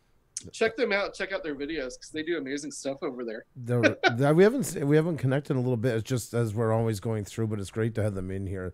And like once again, you see, it started from you, and then we met Craft Beer Pours, and then we met like Flacco and the Party Sort, and 21090 was through your channel, and it was a never-ending story, and that's how we got into communities. And like I say, the beer community was one of the first ones we ever really got to meet people in, like get to work our way into. So. Well, thank you. Yeah, you know what? I'm fortunate that I've met a lot of great people, a lot of inspired and interesting people who have, made great content and interesting content and have developed their channels here on the platform. And grown, made connections, but then grew that connection into these friendships. These awesome relationships. And then, it just spills over. Doing a live stream, you never know I never know who's going to show up in my live streams. When I do my live streams, it's kind of like a free for all. People come from everywhere, and I'm just like, introduce yourselves because I'm talking. And if you haven't noticed already, once you get me talking, I have nothing to say, but I can go on forever. Saying nothing. That's not true. I disagree. So that just happens. So I say, connect and get to know each other, and subscribe to each other, and make friends. And people do, and then I come on here, and then they follow over here. Well, I wanted to ask you, speaking of channels, I don't know, maybe because I know the way things been yo-yoing lately, but did you know that you're over 1,500 on your Jaded Diva channel? Yeah. Thank you very much. Yeah, I just wanted to point that out. You know what? I'm floored. Wow. Thank you. You know what? That was amazing. Yeah. I've been, I've been part of this support community for months and months, for this past year, let's face it, for the past year. Yeah. Helping others and growing immensely. And then I just kind of focused on myself and just kind of, been doing my thing and hanging out with friends here on the platform and enjoying yours and other people's channels and just enjoying myself. And I haven't been focusing on growth. And I kind of got stuck at around 1,460, let's say. Right. 1,460. And I've been there for like 3 or 4 months. I don't know. Well, I came in one day. What was it? Yesterday, I think it was. And we're just kind of chatting in your channel. And I'm like, well, I'm just going to, play along with the game. And, I'm not going to win, whatever. And I win. And the next thing I know, my channel jumps within like 2 minutes to like over 1,500 people. That's right. I'm like ecstatic. I'm like, I can't believe that. That's so crazy. That's so amazing. And of course, I kind of came whittled down a little bit overnight, as it always does. Of course. Due to the YouTube platform. Yeah. But then again, it kind of came up later in the day. And now I'm here. And, we're doing this. Now it's up again. And I'm like, oh my gosh, this is crazy. That's why I wanted. This is wonderful. Thank you guys for that opportunity as well. Well, you guys, I appreciate that. I appreciate being here with you, but I appreciate also that kindness in your heart to give not just me, but every other person the opportunity for a shout out, and just kind of making it like a bonus experience. Not only do we get a chat and have fun and hang out and be with friends and meet new people, but then wow, we got like we got a parting gift. It's like we have a going away gift too. Wow, thank you. You're very sweet. And you guys will always, like I say, we treat everybody fairly. I'm always excited when it's you or Philip, best for you, because you guys helped us start when there was 4 to 6 people in the chat, and I mean all those things. You guys were the ones who got us off the ground, so we've never forgotten. I mean, we'll always give you guys that when you come in. I want to give you that extra little bullhorn just to say thank you for all you've done for us. Well, no, thank you. You know, I've always enjoyed your channel. You know, we touched on this, you and I. Yeah. You know, off platform here, you know, earlier, and you and I go way back. Yes. To the earlier days of the whole support community, as I like to call it. You know, helping others to help yourself, building your channel through helping others, and you know, being there for others and giving them the support. And you know, we've seen a lot of changes within that community, and you know, a lot of faces have come and gone, and you know, issues arrive here and there. But you know, you've always been a channel, and a channel that rose to the occasion of setting a high standard for behavior, not accepting the negativity, not promoting the negativity, not accepting negativity from other people, just kind of always taking the high ground, focusing on what's right for your channel, but to do it in a positive sense, and then doing it and helping others also, growing your channel by helping others, all the while maintaining the high standards of the content that you produce and the entertainment that you provide when you go live. And let me tell you, many people here today, and probably for the last couple of months, know you as live streamers. I don't know you as a live streamer. I know you as a content creator. And you know, I always say Pusas. I refer to Pusas because That's right. You know, because when I don't have the two of you in front of me, I don't know who I'm talking to. I'm always like questioning, am I typing to Casimia or is this Andrew? Who is this? The enigma. You never know. That's right.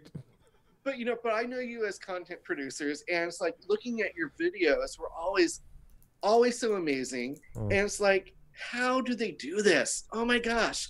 You know, it's like everything is like so well done and so well edited and so well put together and then so well presented after the fact that you just, you know, the bar for mediocrity, kind of where I hang out, is like here.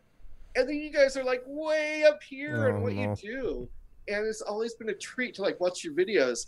But then to get to know you as people, it's like, how genuine are these guys? These guys are awesome.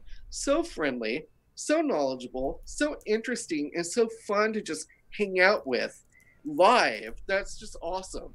So I've really enjoyed you. I've enjoyed knowing you all these months, and going forward, I just can't wait to see where you're going and what you're going to be doing going forward as well, because you've already come and provided so much greatness to this platform, taking what you're learning and with your growth and development, where is this leading to? That's going to be amazing to see.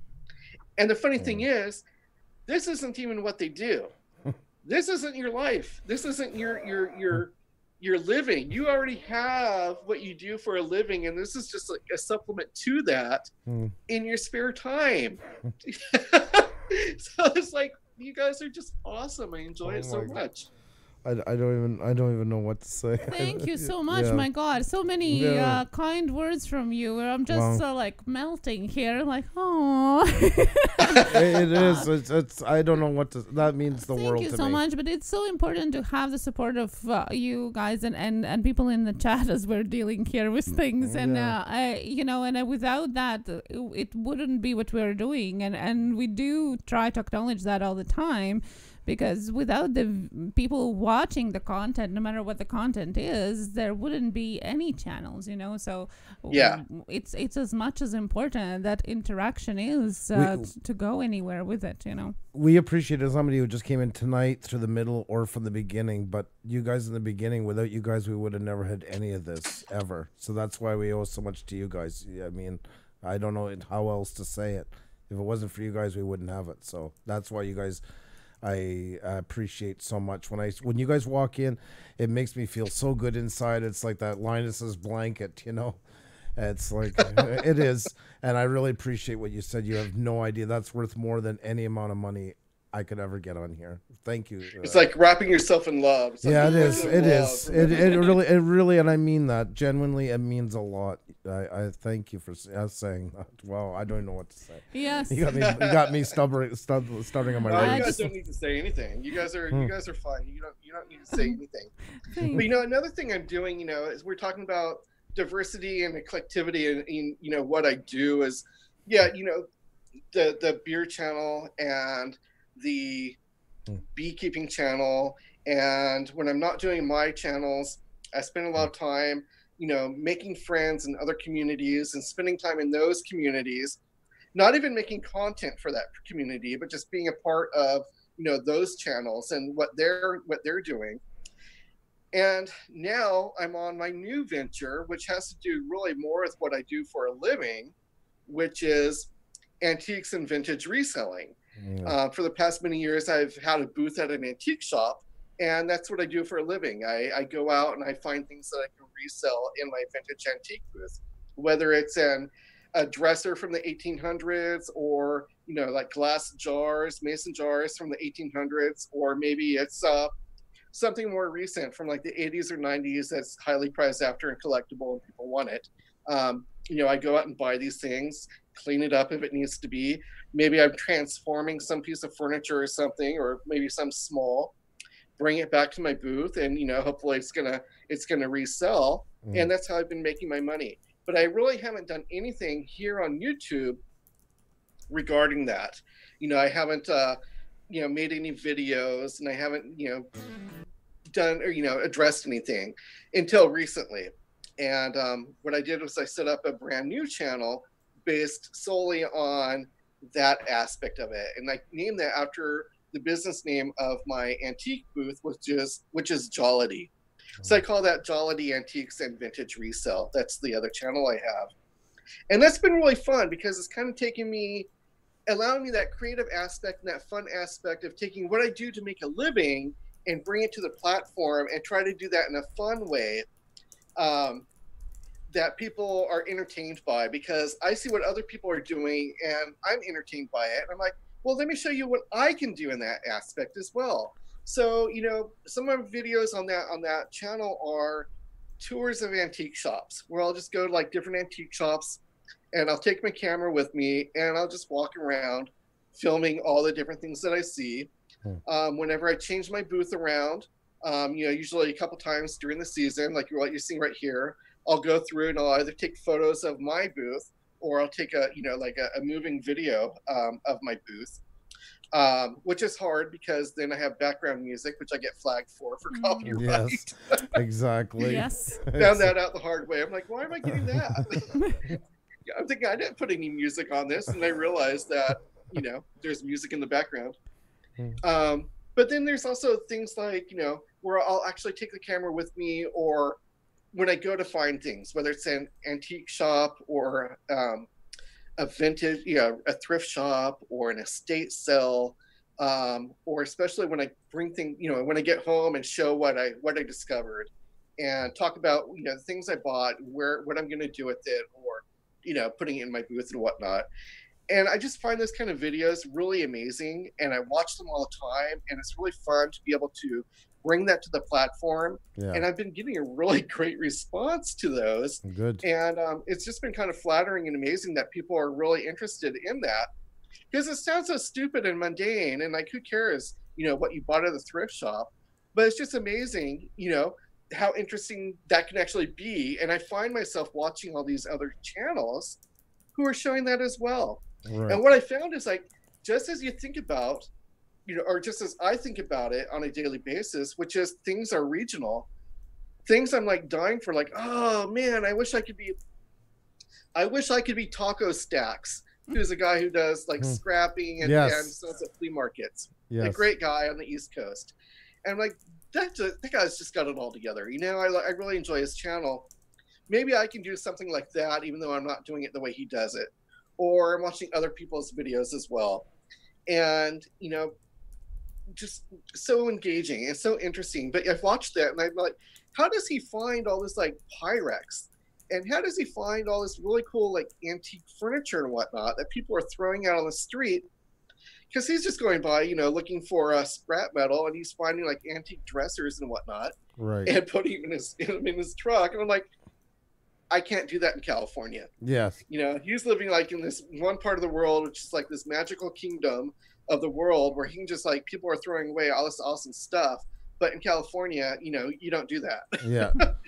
So it's really funny to like see things that I'm enjoying seeing what other people find in their part of the country. And I'm finding out that people are enjoying seeing what I'm finding in my part of the country and my state as well. Yep. And it's really enjoyable being able to share that with people. Then some of the things, you know, I've been doing is improving on what things I find. Right. I found a and what I mean by that is on YouTube. I came across a very horrible video on how to clean your Christmas ornaments. And the funny thing is this video has been out for years, and it has thousands of views, and it has thousands of comments, and they're all negative because the video, she's literally, this person doing it is ruining all the Christmas ornaments that she's supposedly teaching you how to clean. Oh my God. So I thought, she doesn't know what she's doing. She's messing up, and she just put this out there. And this is actually, if anyone took that to heart, they're going to ruin everything they do. Yeah. So I thought, I'm going to redo this video. I'm going to do it my way, and I'm going to show and talk about the right way that you can do it. It doesn't mean it's the only way you can do it, but this is how I do it. And it's a way to do it safely. And, you know, it'll create, like, for talking about Christmas ornaments, it'll create like greater luster. They'll last longer, and you can do it safely without breaking them. Right. And I've had like such an immense, you know, response to this video that floored me, because I'm thinking, no one's going to see this. Who's going to see it? No one. And it went from like, you know, a couple of views of me watching it myself to, you know, like over 100 views in just like a short period of time. And I'm wondering, well, next year this time, how many views is this going to have? This is crazy. Yes. You know, you never know sometimes. But it's just been fun to kind of put in what I do in my personal life into this video. Into these videos on this channel, and just see, you know, how people react to it. Definitely. And it's been enjoyable, and I enjoy it, and it seems to be getting a lot of positive response too. Well, we're kind of like a hub for all these niches, and I've always tell people, I think you've heard, especially on Shoutout Nights, like when you come in, take advantage to not just go for a sub. Check these out. This is like a rolling library right now on every interesting thing in the world you haven't heard about yet. And, you know, I get inspired daily by finding new things. I always bring up an example was magnet fishing. And that opened me up to a whole new thing I think is absolutely phenomenal. I would have never guessed, you know. And as you get to meet these communities, same as any other community, you find out the rules, the regulations. Like I found it's illegal for them to do it in places. They can get it stiff fines. Oh, I didn't realize that. Yeah, because some. But you know, that's a funny thing to do, because who would think that just for no reason, drop a line with a magnet on it down in that water that you're looking at. You're crossing just a bridge where, you know, you're crossing over a path bridge. Yep. Who would think to drop a magnet down there and see if it connects to anything and pull it up? Yep. And people are finding, they're finding relics. Yep. They're finding like billions of cell phones. It turns out people are dropping those left and right in the water. You know, they're finding all these really cool things. Yep. And who would think to even do that? I would never think to do that. And it's just like amazing what they're pulling out. And the great thing is they're also saving the environment, because those metal items that they're pulling out are no longer leaching out into the water. That's right. Into, you know, the land. Well, look at us outboard motors years ago. Everybody tossed their spark plugs out in the water. When you change them, you toss them. You know, it was not even considered. So, Remy Moore, by the way, had given a super chat. Thank you so much. And he was asking, have you ever been stung? If I've had a what? If you've ever been stung with your beekeeping. Thank you for asking, Remy. I knew that question was coming somewhere. I knew I was going to leave it to the audience because I knew somebody was going to ask that at some point. So no, I laugh because Remy is one of my favorite people. He knows that. Yeah. Yeah, I have. You know, that's oh geez. It's a funny story. My first experience with the bees was going to pick them up at the apiary where I bought them from. And I had to travel like maybe an hour away in my car to bring them home. And I'm thinking they're going to go in the trunk, and they're in boxes. You know, they're sealed up in boxes, but they're going to go in my trunk, and then I'm going to come right back, and I'm going to go to the farm, and I'm going to put them where they belong in the hive. Right. Well, I get there, and he's showing me, you know, what I'm getting. I'm like, wow, that's dirtier than I thought it would be. This isn't neat and clean, but you know, whatever. You know, they're living animals, whatever. And then he says, you know, it's really hot today. You're going to be best off if you put these in your car and turn the air conditioner on. Okay. I'm like, oh, okay. And I'm thinking, that doesn't really sound nice, but I'll go with it. If that's what you recommend, I'll go with it. Sure, they're in boxes. Well, we do that, and not 15 minutes later do I see a bee flying around the inside of my car while I'm trying to get back to the freeway driving across town. Oh my God. By the time I get home to the farm, I have literally counted 36 bees flying around my car. Oh my God. They're in all the window areas, trying to find a way to escape because they see that there's, you know, they see they can get out, but there's glass there. They don't know what glass is. So they're trying to get out. There's some of them like hanging out like around the armrests, around the you know, around where I'm at, the driver's seat and whatnot. And they start eating the whole time. They're eating my car. They're eating like the leather on my car. And I'm, you know, and they're bees, so they're small. So it's not like, you know, like they take a bite and you're like, oh no, you ruined my car. It's like, you can't tell. Right. But they're all over the place and they're doing it. And I'm watching them doing it while I'm driving. I'm like, why are you eating my car? And I think it's the weirdest thing. I did not get one single sting. Really? I'm in a car driving across the state for an hour with at least 36 bees flying around me, hanging out inches from me. And I'm just like, hey, Mary Lou, how you doing? Please don't sting me while I'm driving home. I'm thinking I'm going to be attacked any minute. And no, nothing, not at all. That's awesome. That's surprising. So, you know, the next few times, you know, I'm putting them in there and yeah, you know, they're antsy and transferring from one place to another. Once I had to get physical hands-on with the frames and the, you know, the boxes and whatnot, I got stung and hurt. A week or two later, I go back out to check on them, make sure that they're alive and that they didn't fly away. They're still there. So I start doing a little maintenance. And yeah, I get stung and geez, that hurt. But, you know, you live with it. You man up. You're like, okay, whatever. I'm a beekeeper. I got stung. Dude, I can do this. Okay. It's a badge of honor in the beekeeping It's my world. war wound. That's right. A badge of honor. So it comes with the territory. You're not going to... So time is going by. Exactly. Yeah. Time is going by. And now it's like finally time to pull honey out of those hives. Everything's going fine until I start removing the honey out of the boxes, pulling those honeycombs, you know, on the frame out. Right. It turns out it doesn't matter how much honey they have in that hive. You're not allowed to touch it. If you're not a honeybee from their colony who lives in their hive, you're not allowed to do anything with their honey. It doesn't matter if I'm a beekeeper. It doesn't matter if I'm their master. It doesn't matter nothing. I don't belong there, and I sure as heck don't belong touching their honey. I've never seen so many bees get so mad so quickly. And I have a ton of frames I have to check and pull out of this frame, get the bees off of, and then put in another container so I can transport home. Oh my God. They're going wild. I can't get my smoker to work very effectively. I'm spending more time trying to light that dang smoker to calm them down than I am in the hive. And finally, I'm like, screw it. I got to get out of here. These things are going to kill me.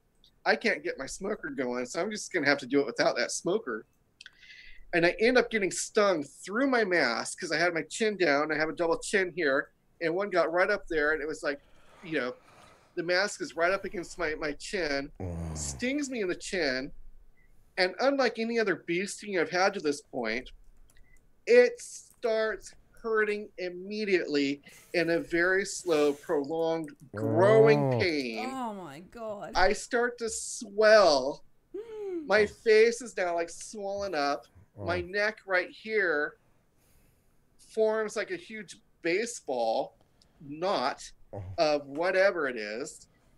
It hurts from the side. I'm looking like a pelican. I'm swollen as all heck. Then I get stung in my arm, and my arm swells up like I've never had happen before. Oh my God. And it's just like to even like just touch it, it hurts like all heck. Oh.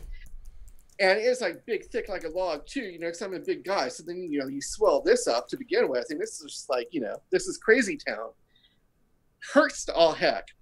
Oh, I forgot to mention I'd been stung one time bad before, which was in my eyebrow the time before this happened. Oh. And everything was fine, except it started kind of increasing in pain.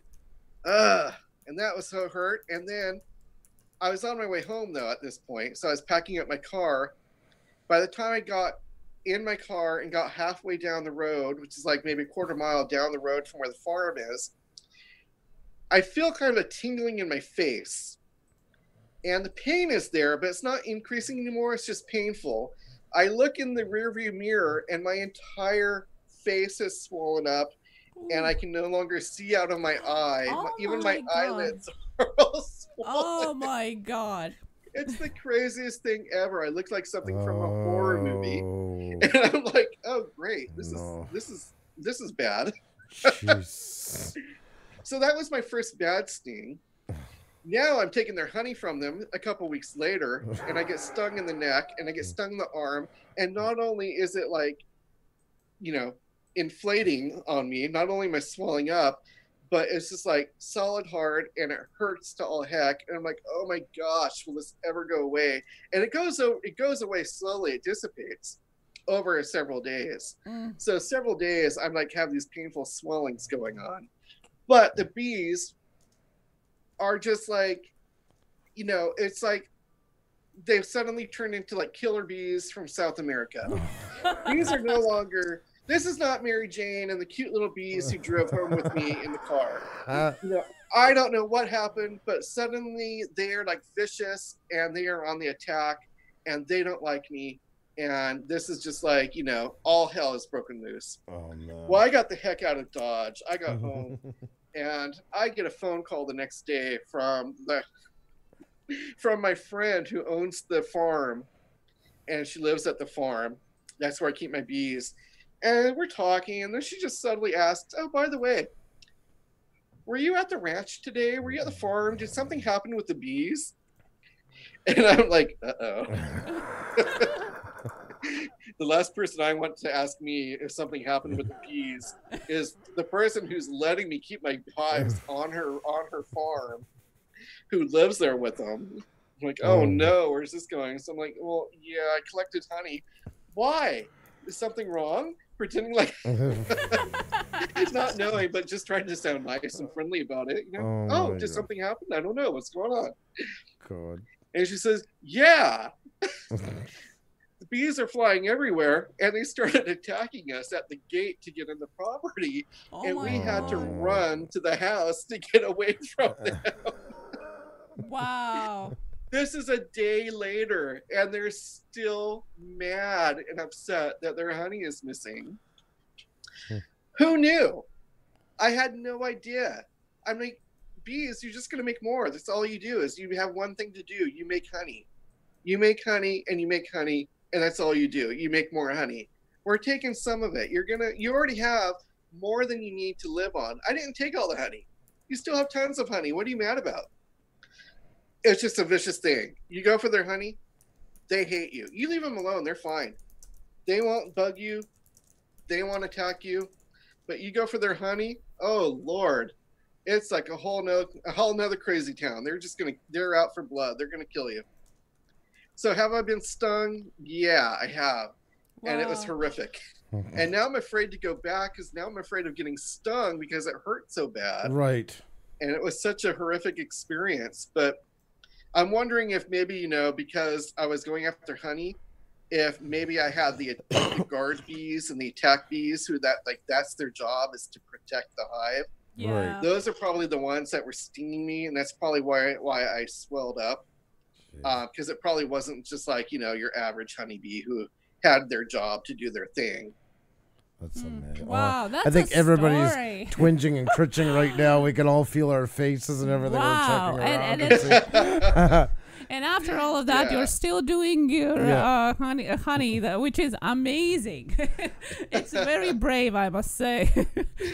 Yeah. So then I have some fun videos, you know, taking that. I did a live stream where I was, you know, harvesting the honey, and, you know, another one where I was bottling the honey, and, you know, a couple different bees, and some videos where I'm just working out at the hives, have them flying around, set up a camera, and just kind of, you know, watching the bees fly in and out and whatnot.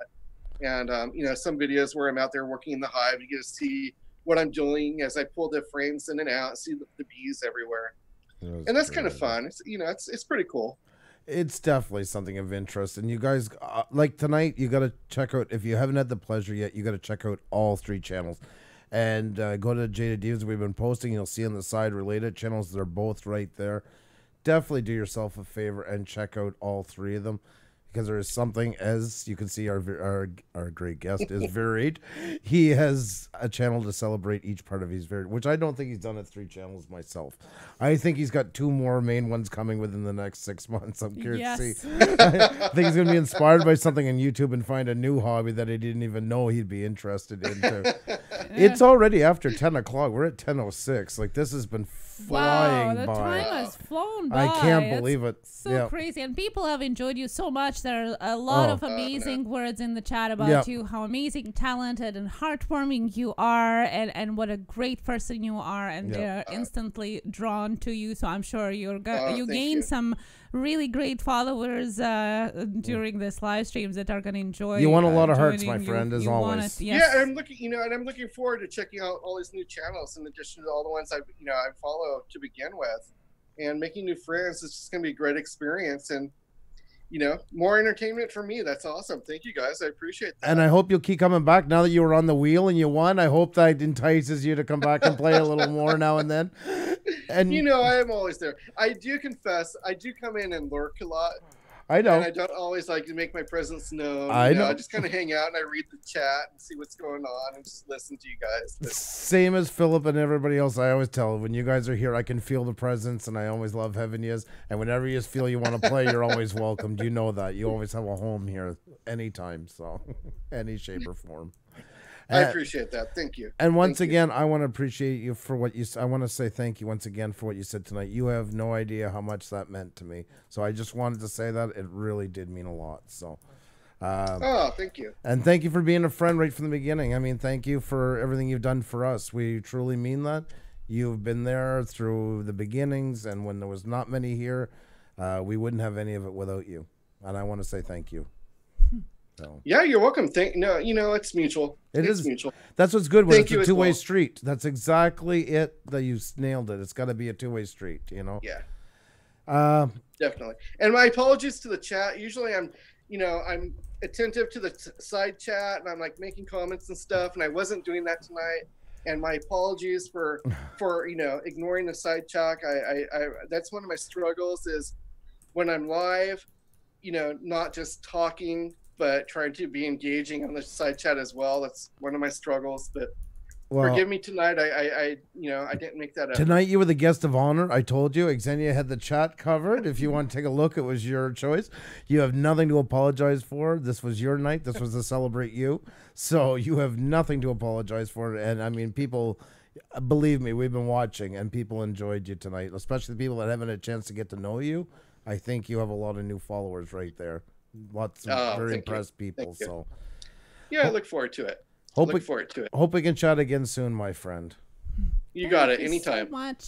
Thank you for your time. And thank you for having me. Oh, it's our pleasure. This is so long overdue that we don't even know where to start. So finally we did it, and it won't be the last time. Oh, definitely. Good. On that note, I'm going to say goodnight to you and everyone else. and time to go check on the family and see if they're doing okay. Definitely. And if you're going strong, if you're staying up late, I'll check in a little bit later. Alrighty, you Thank take care, my you. friend. Thank you so much. You're welcome. All the best. Bye bye, you guys. Be well. Oh my God, he is so awesome. I mean, he never disappoints. Never disappoints. Oh yes, it's such an amazing Oh. soul. And guys, go check out his channels. Go check out all the social medias, all down in the description. And I can tell you that not only his videos but also live streams are really, really heartwarming and entertaining as well. And like I say, guys, once again, that's somebody that was there right in the beginning. We also have Philip Cockram down the rabbit hole, who was our first guest we've ever had when we started the interviews. Best friend your thread. I don't know if I'm still here. I just in the last little bit, but was. I mean, sometimes they were the whole chat. Right there, you named it. And then not long after came like craft beer pourers. And it's been amazing. I mean, these people have gave us our start, so. Yes, Yeah, thank you so much, so much. And I just was shocking down the rabbit hole travel, telling her that she has to be here on Wednesday because that's right. We're gonna have the head writer of The Simpsons, as well as the Lego Star Wars movie, and the F is for Family, a running show on Netflix. Michael Price, Wednesday at 7 p.m. Eastern. Don't be late. It's gonna be amazing. Yes, guys, it's such a great mix of people, and yes, we're starting to get some of these people like this. We have to pinch ourselves that we can't believe they actually want to be on our show, and you know, it's a mix of all different channels, all different sizes. Megan's blog, you're back. It's lunchtime. Hey, sweet, we're just ready. But, well, no, not just yet. We first got to look at selfies. Oh, yes, definitely. That's the first and thing. Sherry, I can't wait for going on a cruise with you through your channel in 90 days, counting with you. And we're so happy that you've come here from Bruce, traveling with Bruce, and keep coming back. We're really great. That's the nice thing about bringing in people that we don't have in our regular circles. You are like that pinnacle for that. That's how we all have to grow, is by meeting great people like you. So it means a lot to have you in here. And let's see who we got, guys. Let's see what we got in selfies. Chaz, this is awesome. Hello, guys. Awesome. We love you both at home with Blue Wrench Group, Pusa Studios. Charles Harper, or is he Chash Harper? Yeah, Chash. I just want to make sure I'm pronouncing it properly. That's a great photo. Wow, look at that pool behind. I know. That thing's fantastic. No, I'm jealous of the pool. Most definitely. Thank you so much for the selfie. That is awesome. Really do appreciate. We really love your selfies, guys. Look so forward to them. Awesome. Bodge's Bushcraft was earlier in the stream too. Got a gift for himself. A camera IC with a video light to it, and a microphone. Oh my goodness, lots of upgrades. Awesome. Very cool, my friend. Keep it up. Keep it up. Keep growing. Keep growing. I will answer Rick after. And of course, Dickie, what's going on? That is awesome. He is so cool. Yes. He really is. He's the epitome of it. Very, very cool. Bradley Cooper shallow cover. You are awesome, my friend. Always love seeing you. Thank you guys so much for the selfies. Thank you for everything. That meant so much what he said. I keep coming back to it. I keep thinking about it in my head. That really, really meant a lot. It's always nice when somebody you start off with says something like that. So it was. I know, Marty. Can't wait. I know you've been doing a lot. I know so many things going, but looking forward. Hopefully, once things settle out, and I love seeing your selfies. Are always. I still remember your selfie from the bath. I think a lot of people remember it from the bath. That's right. So much fun. Oh my I can't believe how the time flew. I had to double take when I looked at the clock. Oh yeah, it's just the way he. I think the way he's talking is so captivating. You just want to listen for hours. Yep. He should record audiobooks or something, or just tell stories in a podcast. Yes. Because you just want to keep listening on and on. It's just the way he's phrasing the sentences, his voice is just so captivating. Philip, you're not camera shy. You can get a selfie up there. You are live streaming, That's so right. no camera shy. Megan's Blogs, I don't think we've had a selfie from you yet. We'll have to get one sometime. Who else? Wiseman Creek Studios, I'd be interested. I don't know if they do it at all because I know they're usually not in front of the camera. Yeah, and I know how hard it is for those who are behind the camera to be on the front of it. We went through that when we started our live streams. So definitely. I know Miss Green Thumb doesn't because she doesn't show herself yet. She's waiting to hit a certain amount of subscribers before doing so. So I understand that one completely. But it was great having you in here. Great having each and every one of you guys. So remember, guys, Wednesday night. Well, tomorrow night is Tech Talk Tuesday, guys. That's 3 hours of just discussing YouTube. Any question, nothing's too small. We do it as a co-op together. Oh, you were? Well, there you go. Now you've been called out. Taking you to task. You've been taken to task, Megan. And Wednesday night, guys, we have Michael Price, writer, Emmy Award-winning writer and Guild Award-winning writer for The Simpsons. Co-producer and co-creator of Bill Burr's F is for Family. Little job at Lucasfilms, co-producing and writing the Lego Star Wars series, movies. He actually is going to be joining us from his work tomorrow. Yes, that's right. On Wednesday. Wednesday, sorry about that. Yeah, he's going to be joining us at Lucasfilms where he's working. So, yeah, that's going to be pretty crazy. Yep, and even has his own show, Teacher's Pet, on ABC. So, yeah, our co-producer and co-executive producer on there. Yep. So, yeah, there's going to be lots to see. So, lots to talk about. It's going to be interesting. So, thank you guys so much for everything you do. Thank you for what you make us. And thank you for being you. We couldn't be luckier to have a greater group of people than you guys. As a side note, guys, we have 147 likes. So if anybody hasn't hit the like button, if you can, that really does help us out a lot. As always, too, if you can do that on the way up, well, if you guys looking for a place to go, we're looking for a live stream right now. That's so cool. You guys are schmoozing with Hollywood, Marty said. Well, we're dipping our feet into it. It's a mix, and I mean, too, it's important to bring channels from all sides, you know, and all genres. Like Jaded Diva tonight, we've even had Donna Yuke, who was, 500 at the time, was on us. It's not always sides. It's interesting stories, inspiring stuff, you know. It doesn't matter really at the end what count we have, where we are. We are all creators. We're creating something that matters to us, the content that matters to us, and we get the viewers. No matter how many are there, 1 or 1,000 or million, you should make it the same way and have the same attitude.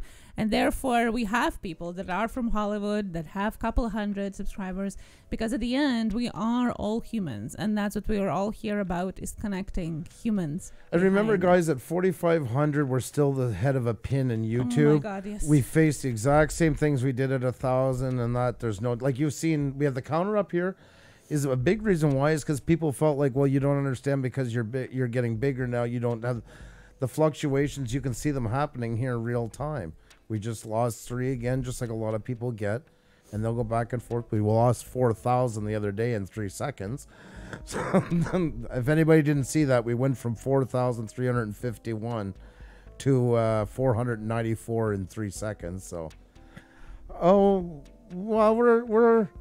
I think it's yeah. I appreciate that, Marty. In some ways, it has been like it shocked us. We never, ever, ever thought we were gonna get there. Anywhere near where we are. But also too, we're trying to keep it balanced and not like, I mean, we could be out trying to get in every channel no matter what they do or what they say or how they act, but we're doing our best, and it gets harder as you get bigger, but trying to keep it people who really do care about what they do and keep down the problems in the chat. I don't want to fill it up with a bunch of filler just to say we have the numbers in there and then having tons of trouble. So we do our best. We're not immune to trolls, as you've seen tonight. And thank you so much once again for standing for us. Yes, that does mean a lot, guys. Thank you. You guys are absolutely awesome. 2 steps forward, 1 step back. That's right. Silent Wolf Adventures. That's right. Everybody is feeling it. And remember, the big channels are getting it too. You know, everybody gets it. YT can be nuts sometimes. You got that right, Philip, and I know you've got your fair share of it. It is so unfair. No, we got your back, buddy. Dotto, right back at you. I mean, guys, we all got to put our best foot forward and meet people who do and work together with those people. The more we do, the more we're going to build bigger relationships, and it's going to spread. And the people that aren't are going to get feel very distant into it. They'll not have anywhere to gravitate. I think that's the most important part. So we're one big happy family here, Toy Man says. I love that, my friend.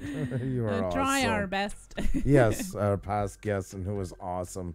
Model train run around. We really enjoyed it. So have you found somebody interesting? Yes, I have. Let's There show you go. some love to a great group of people as well. They are doing some call-ins today. So if you feel brave enough, you Yes. could call in as well. The phone line is open, and if not, you can just hang around in the chat. There's some great people right there as well. If you don't know them, go and check it out. If you do know them, I'm sure you're going to enjoy it too. Tara Cope, we will always do our best. I mean, as you get bigger, of course, we get a little more disconnect. We can't check everybody's videos to watch them personally. But on the other side, it's given us more opportunity to expose you guys to a lot more channels and help you grow that way. So we really do appreciate that, and we are trying our best. And people like you really make the chat a lot more pleasant. So thank you so much. Support and no drama. Yes, be positive, support, no drama. That's right, Philip Cockram. You nailed it. 1,000%. And thank you guys for helping us to uphold that. So I hope you guys can join us over at Two Family Homestead. Great channel. Lots of people there. If you can copy over the hashtag from Pusa with love and take it on your way. We already got 148 likes, guys. Thank you so much. If you haven't hit the like button, please do. It helps us out a lot. And we'll see you guys a little less, well, yeah, a decent bit less than 24 hours. We'll be back on, hanging out with you guys. Tuesday Tech Talk That's tomorrow. That's where you can ask your questions. We ask ours. We're going to all chat about YouTube, what's new, what's on our minds about photo editing, YouTube channels, video editing, anything and everything. 3 hours of awesome conversation of everybody together in the chat, figuring it all out. Brenda's beauty vlog. Sorry, we're just on our way up, but it's great to have you here. But we're heading over to Two Family Homestead if you want to join us. As always, we're doing our end rush for a raid. If you can hit the like button on the way out, we're 2 away from 150 likes. That would be really awesome. And the party source reviews. How do we send selfies? You post a picture on Twitter and add a hashtag Blue Ranch Group. Yep, the links are Anytime. here. Sweet dream. Thank you so much, Megan's Vlog, and I hope you have a really awesome day. And thank you so much, Philip. Much love to you, buddy. Better days ahead. Theo, too. What's going on, you lovebirds? Thank you so much for joining Yes. us. We're jumping over to Two Family Yes. Homestead from Pusa with Love Raid, and we're going to be Frozen Fury. And we are going to be seeing you on Tuesday Tech Talk, and on Wednesday, of course, with the Simpsons writer. Join us. That's right, guys. That's going to be amazing. Thank you guys so much. Much love to you. If you can hit the like button on the way out if you haven't. And head over and check out the link for Two Family Homestead. Use the hashtag Blue Wrench from Love with Pusa that's included. And show them some love, and you'll get to meet some new people there as well. It's about paying it forward. And we do that at the end of every live stream. We pick a new one to go to. Much love to all you guys. See you soon. Take care, and thank you for tonight. Cheers and keep creating.